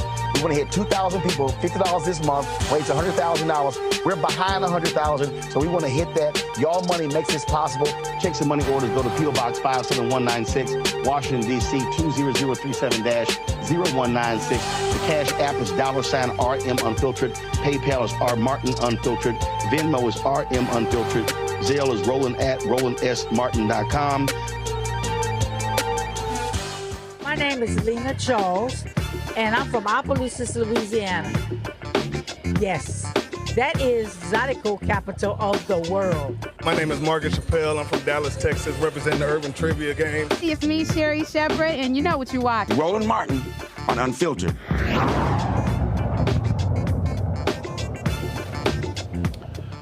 So Republicans have lots of advice for Democrats regarding violence and saying, oh, tone down the rhetoric. In fact, they even tried to challenge President Biden, but when he made a comment about putting the bullseye on Donald Trump, he wasn't talking about a literal bullseye. He was saying direct attention to Donald Trump. Lester Holt asked him about that in the interview he did with him today. But check this out. This is Mark Robinson, Lieutenant Governor of North Carolina, speaking tonight at the Republican National Convention. This is what he said.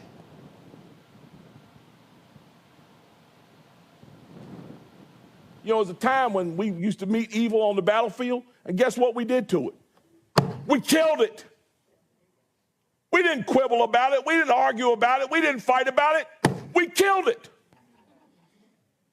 Some liberal somewhere is going to say that sounds awful. Too bad.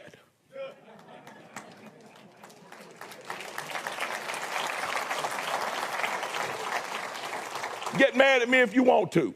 Some folks need killing. It's time for somebody to say it. It's not a matter of vengeance. It's not a matter of being mean or spiteful. It's a matter of necessity. Guys in green. Go have them handled. Wow. Just in case y'all didn't fully hear that, I want you to listen again.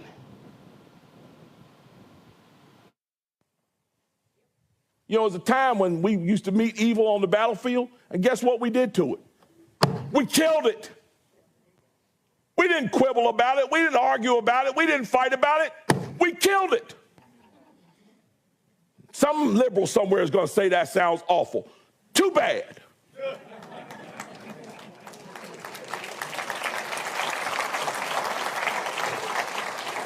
Get mad at me if you want to.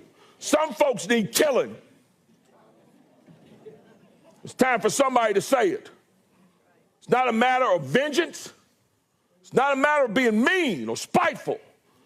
It's a matter of necessity. It's time to call out those guys in green and go have them handled. That is a sick individual, Julian, who has no business speaking at a convention, who has no business being the governor of North Carolina. No, not only is he sick, but he's a bloody buffoon. I mean, if you see any of his performances, he hollers, he screams, he makes extraordinarily extreme statements at a time when both President Biden, former President Trump, Mike Johnson have all talked about toning down the rhetoric. This man is talking about killing individuals, not killing ideas, not being metaphoric, but killing individuals. I don't even understand how he's gotten so far in politics as he has. But he's come out of nowhere. He's done very well. For lieutenant governor and now a candidate for governor. I just hope the people of North Carolina hear him and understand what is coming out of his mouth and what his intentions are. But somehow Republicans managed to find these African-American and other African-American buffoons either are crave the spotlight so that they'll say anything or truly have a screw loose, which is what I think is the case here. Omakongo, he also posted on Facebook a meme saying he did not believe the attack on the husband of Speaker of the House, Nancy Pelosi. And he's also put out some stuff about the Holocaust, about women, about Michelle Obama. Like, the list goes on and on. And Dr. Malvo raises a really good point. Like, how did he get this far at this time, right?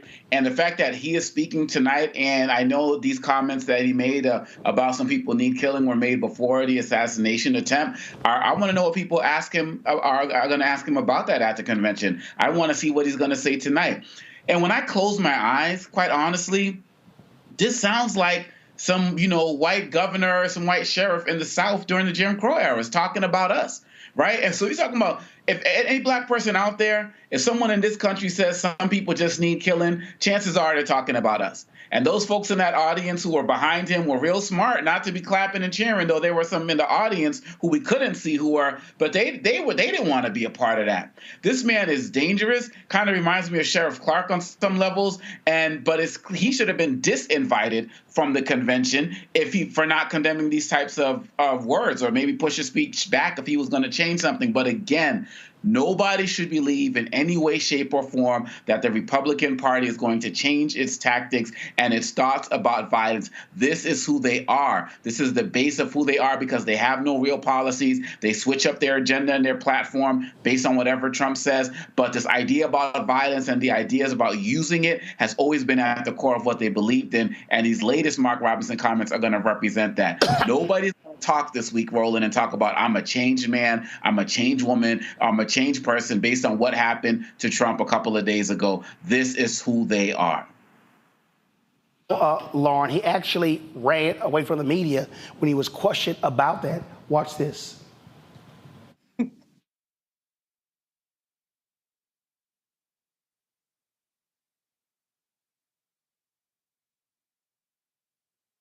His campaign says they're trying to smear him. Our Capitol reporter Michael Hyland is live in Durham. Michael, you tried asking the lieutenant governor about it, and he said, while pointing his finger, that was shameful. Right. His staff told us he only wanted to talk about the event he was having today. But of course, we had other questions, and he refused to address those. Following a ceremony at the legislature Wednesday, Lieutenant Governor Mark Robinson declined to respond to the criticism he's facing for a comment he made recently at a church when he said, quote, some folks need killing. His campaign points out he was talking about the enemies of the United States and the Allied powers during World War II. Robinson went on to say that today there are wicked people doing wicked things, and the boys in blue need to handle that. But it's unclear who he meant. Democrats say it's an example of violent rhetoric from Robinson. Lieutenant Governor Robinson, can you please clarify what you meant by the comments you made recently about some folks need killing? I just told you that if you had questions about what happened in there today, he would answer them. This day is about Moses winning. Ceremony. It's not about politics. You want to come out here and you want to besmirch this lady's award by coming out here and asking me that silly question. That's what you got out of this. There's your answer. Shame. That's what it is. Pure shame.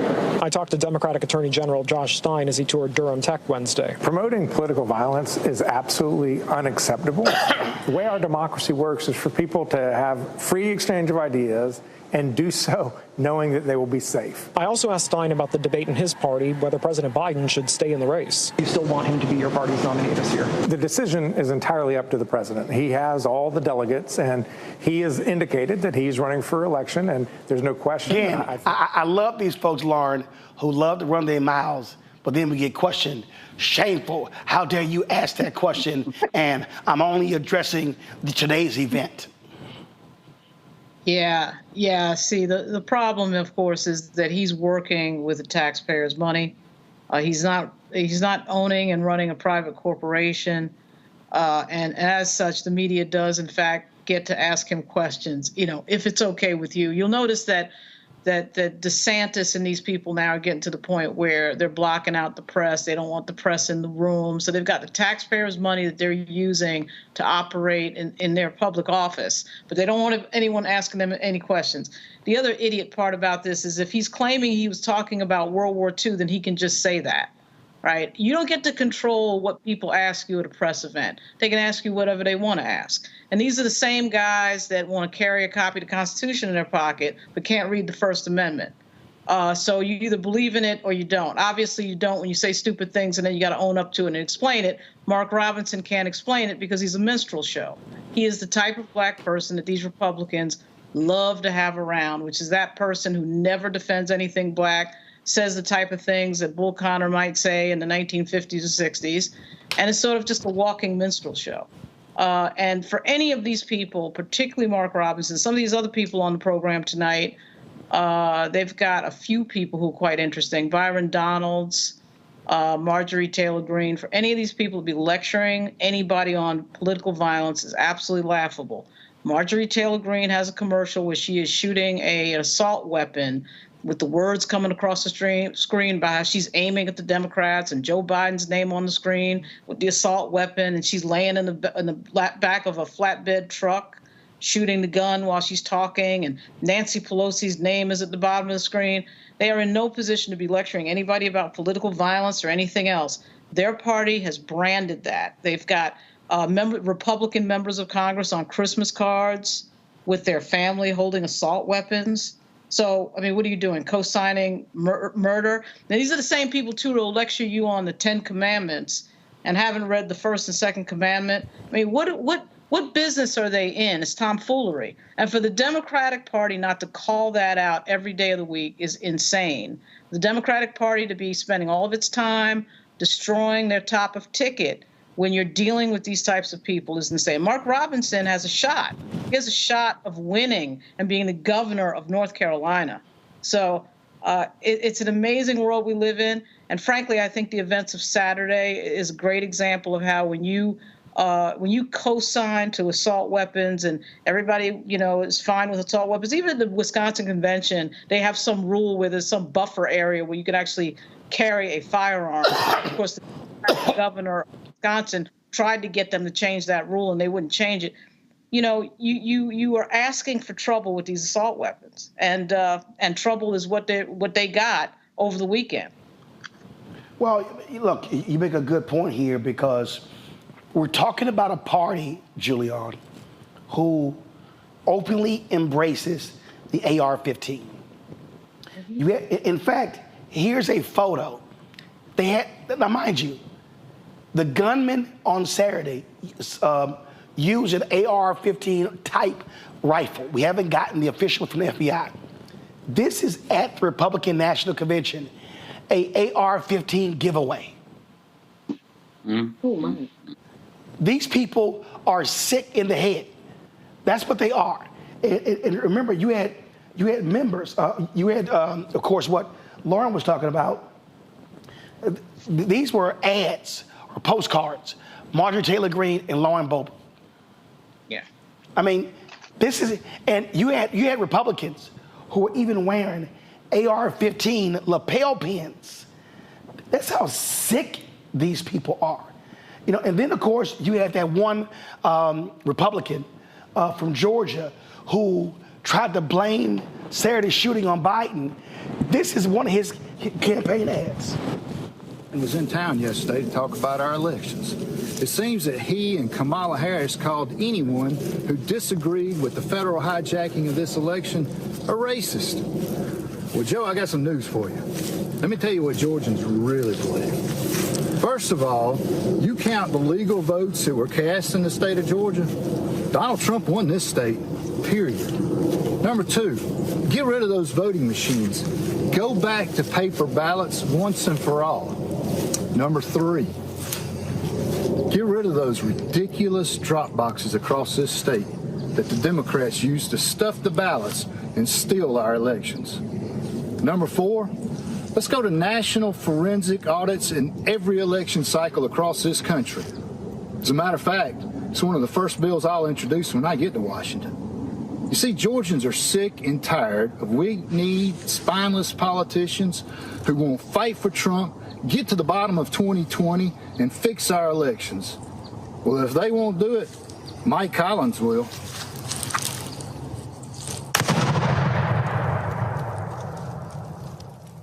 Send me to Washington. I'll fix this election. I'll get to the bottom of 2020, and I will fight for Trump's America First agenda. I don't want to hear nothing from any of these fools about violence. Roland, I mean, this is not funny. This is demented.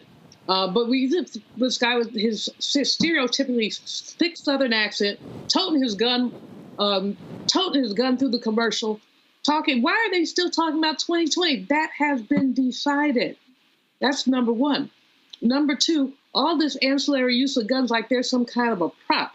With both Bobart and the 6B, each blah, blah, blah, blah, grinning as they're holding their guns. I mean, that's ridiculous. Picture someone at the Christmas tree holding their guns.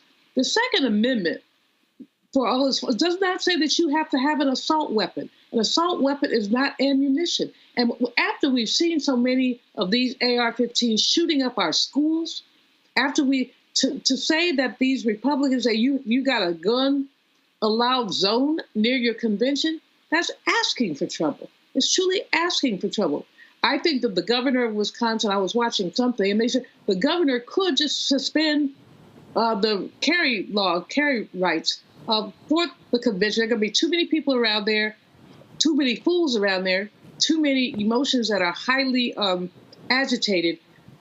The way that these folks have wedded themselves to these guns raises all kinds of questions, both about their sanity and about their ability to connect dots, but also about why do you need those guns? We have more than one gun per person in these United States, and half of us don't have any guns. So that means on average, 2 guns. People have 2 guns. Why do you need them? You do not use assault weapons to hunt. I see the little hunters, they want to go and kill deer. There's something to say about that too, but I'm not going to go there. But why do you need that many guns? Why have they so saturated our society that people believe they have a right to take a gun to a convention, to carry a gun to a school? And you talk about political courage, where's the courage of someone to say enough? The Republican Party has drifted so far into nonsense that even after their presumptive nominee has been shot, this fool still has this commercial. That commercial needs to be pulled. Well, first of all, that commercial went back to 2020. This was one of the commercials, Omakongo, that Marjorie Taylor Greene was running. I think that Lauren was referencing.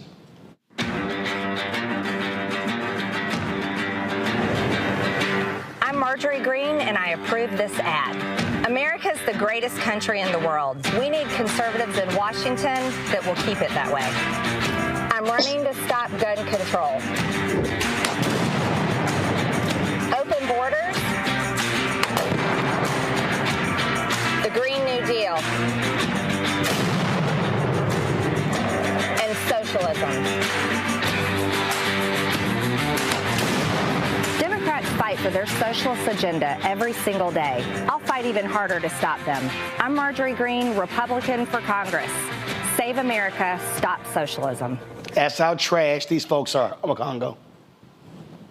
Period, bottom line. And, I'm running against socialism. And then you're basically talking about going to Washington and want to shoot the socialists. And remember when she got here, it was her or Boebert, and one of them had this big issue about, carrying a gun in the Capitol because they felt like they needed to do that for their protection. They have always been about violence. This is the thing, we started talking about Vance tonight. This is also something where they have an incredible track record. They already put it all out there. So every time one of them says, we need to calm it down, show that video, and they show them talking about this. Let them condemn their own ads. Let them say, oh, I was wrong, I shouldn't do that, we need to tone it down. Let them say, if they're not going to do that, it's hypocrisy. Because even with this one, I remember this one as well. This is who they are. You may have Democrats who put out ads saying, they believe in the Second Amendment or whatever, but to demonstrate violence like this, it just doesn't happen. And in that Lester Holt video, part of that interview, they're saying, oh, the whole thing with the bullseye, Biden's like, yo, how am I supposed to respond to people who are threats to democracy? What am I supposed to say about people who are trying to steal what this country is about? And, Adam Kinzinger and other people, these guys, these Democrats who are saying, no, this is ridiculous. And former, Republicans, like Kinzinger, who are saying, we're going to keep talking about, putting a target on Trump and his policies. We're going to keep fighting and calling out the hypocrisy. I was so glad to see them doing that within 24 to 48 hours, as opposed to acquiescing to this both sides argument that the Republicans and many people in the media are trying to make, because it's factual that it's Republican politicians who have a record on speaking on political violence and not Democrats. And we need to make that clear. Again, what you're seeing are individuals who I just don't want to hear them running their mouths, Lauren. I don't want to hear this unity crap. Because I don't want to hear this, it's the leftist. It's the leftist. When the rhetoric that we hear about violence, when you have the Heritage Foundation president talks about, it'll be bloodless if the left allows it. Right. Well, the left has to get real about talking about this stuff. I don't know why they're not talking about this stuff. And by the way, just incidentally, like a lot of people, I grew up around a bunch of guns because my dad was in law enforcement. He was a gun nut. And one of the things about respecting guns is respecting what guns can do. and how dangerous they are. And in fact, he was a hunter safety instructor. What's so interesting to me, that little reel that you just played, Roland, Collins and Boebert and Marjorie Taylor Greene, to my knowledge, have never served in the military. So sometimes in these ads, you will see people who are military members. Like we have a Republican candidate in Virginia named Derek Anderson. He was in the military. So some of his photos are from the military. He's holding a gun. That makes sense to me. What doesn't make sense to me is brandishing a deadly firearm on a Christmas card.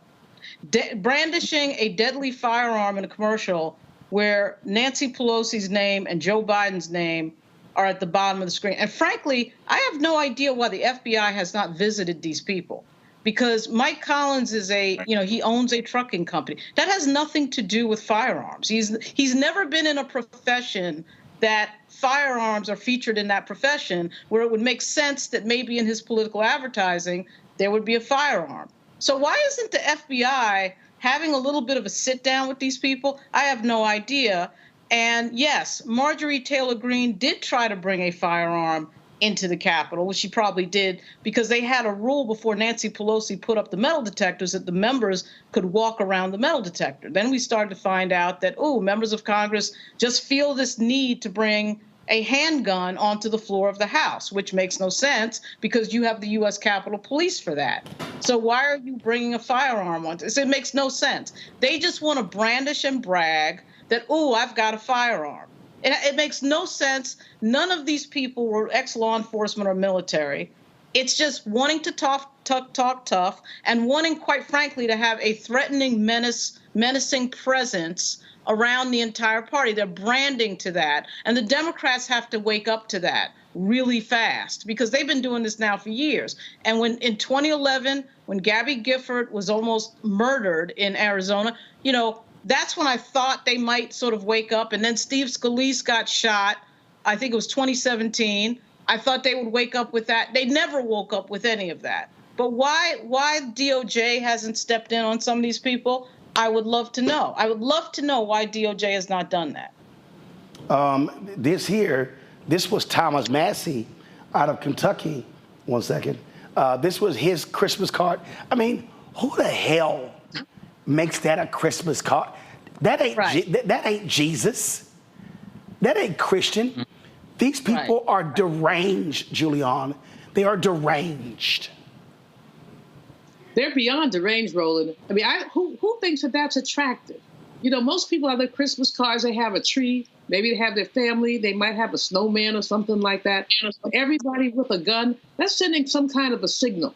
And they're letting people know. I think that there's something in the longer run that we as African-American people need to be clearly frightened about in the terms of the direction our country is going in.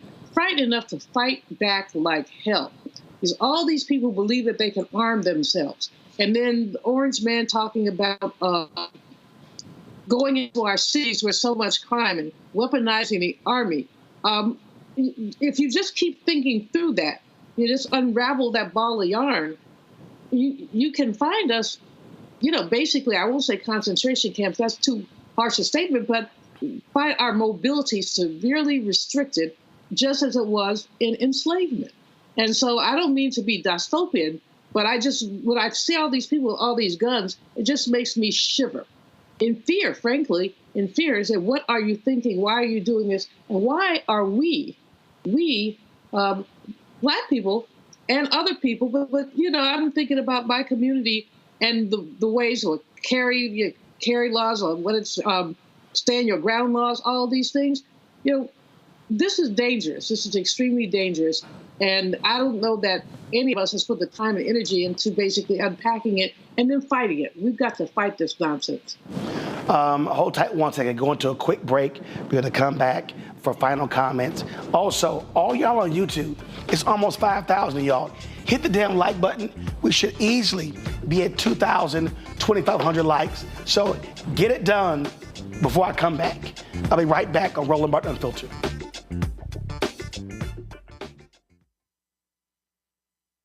Coming soon to the Black Star Network. I still have my NFL contract in my house, having a case. It's four, my 4-year contract. I got a $600,000 signing bonus. My base salary for that first year was $150,000. Matter of fact, $150,000. $150,000. That's what I made, $150,000. Now think about it. My signing bonus was a forgivable loan, supposedly. When I got traded to the Colts, they made me pay back my signing bonus to them. I had to give them their $600,000 back. Wow. Yeah, I was so pissed. Because, man, I try to be a man of my word. I'm like, you, I'll give you your money back. You know, even though I know I earned that money, right. I gave them their money back. I gave them $600,000 back. But yet, I was this malcontent. I was a bad guy. I'm about the money. It wasn't about the money. It was about doing right. Because I looked at, because you look at contract. Look at John Elway. John Elway was making $1 million, $800,000. I was making $150,000. I mean, I was doing everything. And I'm like, but yet I got so many letters, you know, so I just play for free and all that kind of stuff. I mean, you don't forget that kind of stuff. Right. That stuff is hurtful.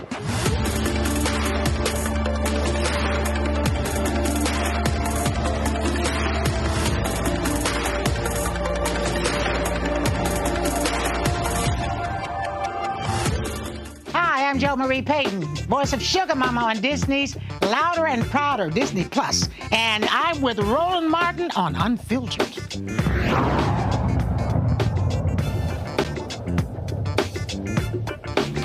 All right, so several folks have hit me asking, was I going to be in Milwaukee for the Republican National Convention? Hell no. Absolutely not. So let me quickly ask my panel, Lauren, Omakongo, Julian, will y'all watch any of the Republican National Convention this week? I'll start with you, Lauren.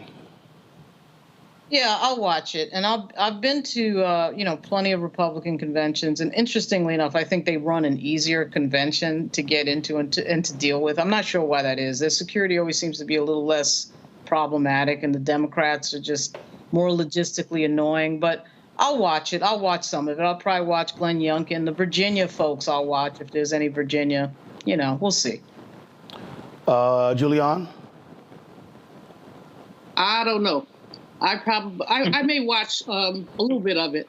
I do want to hear what JD Vance has to say. I really don't care what Mr. Trump has to say. We've heard him I don't know how many times before. It's just really, frankly, Roland, it's news. I'm a news junkie, but we're not going to hear anything new, I don't think. And they'll have lovely summaries on some of the networks. Omakongo? Yeah, I'm all about those summaries. I know I'm not going to watch any of it live. I'm pretty sure, because of the news work that we do, I'll go back and watch clips and talks of, and, the speeches on YouTube and places like that, and whatever Black Star Network is going to be covering throughout the convention of a speech. But I'm definitely not watching it live. We'll be streaming it. Hell no, I ain't watching it. Check this out. So the man that was killed at Trump's rally on Saturday, who was a devout Republican. Well, his wife, Helen Compiator, go to my iPad. This is the photo there. She did an interview with the New York Post, and she told the New York Post, the following. Hold on one second, I need to pull this up.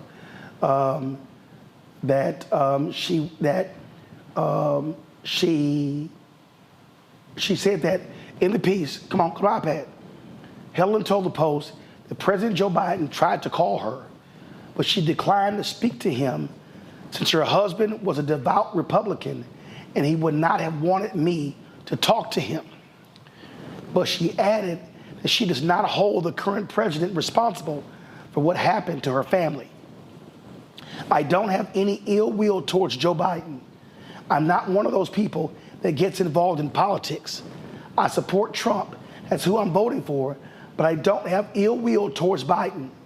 He didn't do anything to my husband. A 20-year-old despicable kid did. But check this line here out, Omakongo.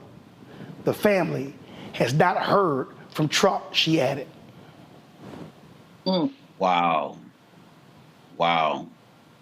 There it is. And that's the ultimate definition of class. And that's something that people need to be mindful of. If people are saying we need to unite, who is more likely to work to unite this country? Donald Trump or Biden? The message is going to be this week, we need to unite, but it's unite behind Trump, who doesn't even have the class to call one of his own supporters.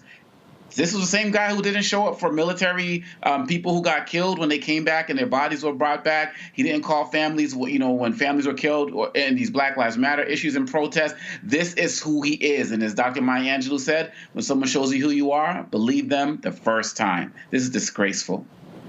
I mean, what if the man has not even called the family, Lauren? How crazy is that? They're on brand, Roland. They're on brand. I mean, I think that, certainly certain things transcend politics and transcend anything that we're talking about. I mean, if somebody gets murdered on Saturday at a political rally, and the former president almost was killed at the political rally. 2 other people, by the way, are in the hospital still. We don't know anything about them. And, the president has a lot of class to call the former president. And obviously that was probably a brief conversation because Trump probably was awkward during the conversation, because he doesn't know how to handle people who do not, people who are narcissists and it's all about them. It's just very hard for them to break out of that, no matter what the situation is. What we're hearing in the background is that he was pretty shaken up, as anybody would be, bullets flying through the air and part of your ear getting clipped off by a bullet. But we haven't gotten a close enough look or a medical report from the former president to know what exactly his injuries are.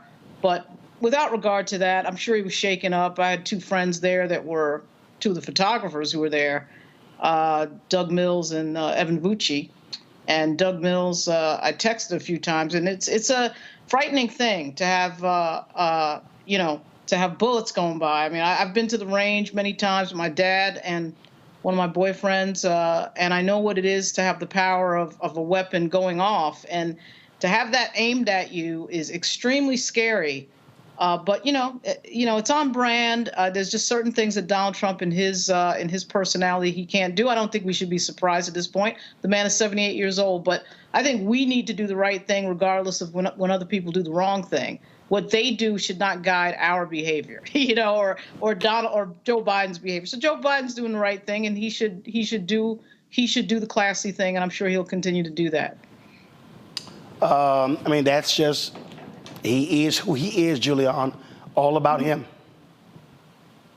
Absolutely. Narcissists don't have empathy. Narcissists don't think about other people. They don't feel about other people. They just think about themselves. I do say, we all, of course, feel badly that condolences about the gentleman who lost his life, and quite a hero, as the Pennsylvania governor said, throwing his body over that of his wife and daughters so that they were able to live through that, fusillade of bullets. At this, and of course, President Biden, being a classy person and also an empath, he would reach out. And it's unfortunate that the woman could not accept his heartfelt condolences, but she gets a pass. She's grieving. No one is surprised that Trump did reach out. It's all about him. It's literally all about him. I'm still waiting to see the medical report. Did his ear really get shot? And I want to know more about this young man who did the shooting, because if you believe in conspiracy theories, there are a lot of things you could think here, because they want to blame it on the Democrats. But this boy was a registered Republican and had been one. Yeah, I'm just shaking my head. All you can do in this situation is shake your head and feel sorry, really sorry for our country. But we're not going to be so sorry that we don't fight. This is yet another signal that there's a whole lot of fighting to do. Absolutely. And all these people who keep assuming Donald Trump has won the race, they're wrong. Lauren, Amakongo, Julian, I appreciate it. Thank you so very much. Thanks for all the folks for tuning in as well. Don't forget to support us in what we do. Tomorrow, Vice President Joe Biden will speak to the NAACP. We'll carry it live. We'll also hear from Congressman Jonathan Jackson, who was in Nevada with the president as well. Support us by joining our Bring the Fuck fan club. Send your check and money order to P.O. Box 57196, Washington, D.C. 20037-0196. Cash App, $RM Unfiltered. PayPal, R Martin Unfiltered. Venmo's RM Unfiltered. Zelle, Roland at RolandSMartin.com. Roland at RolandMartinUnfiltered.com. Download the Black Star Network app. Apple phone, Android phone, Apple TV, Android TV, Roku, Amazon Fire TV, Xbox One, Samsung Smart TV. That's it. Time for me to get home, rest my voice, try to make it stronger for the rest of the week. I'll see y'all tomorrow. Holla. Black Star Network is here. Oh, no punch! I'm real revolutionary right now. Thank you for being the voice of Black America. All momentum we have now, we have to keep this going. The video looks phenomenal. See, this difference between Black Star Network and black-owned media and something like CNN. You can't be black-owned media and be scared. It's time to be smart. Bring your eyeballs home. You dig?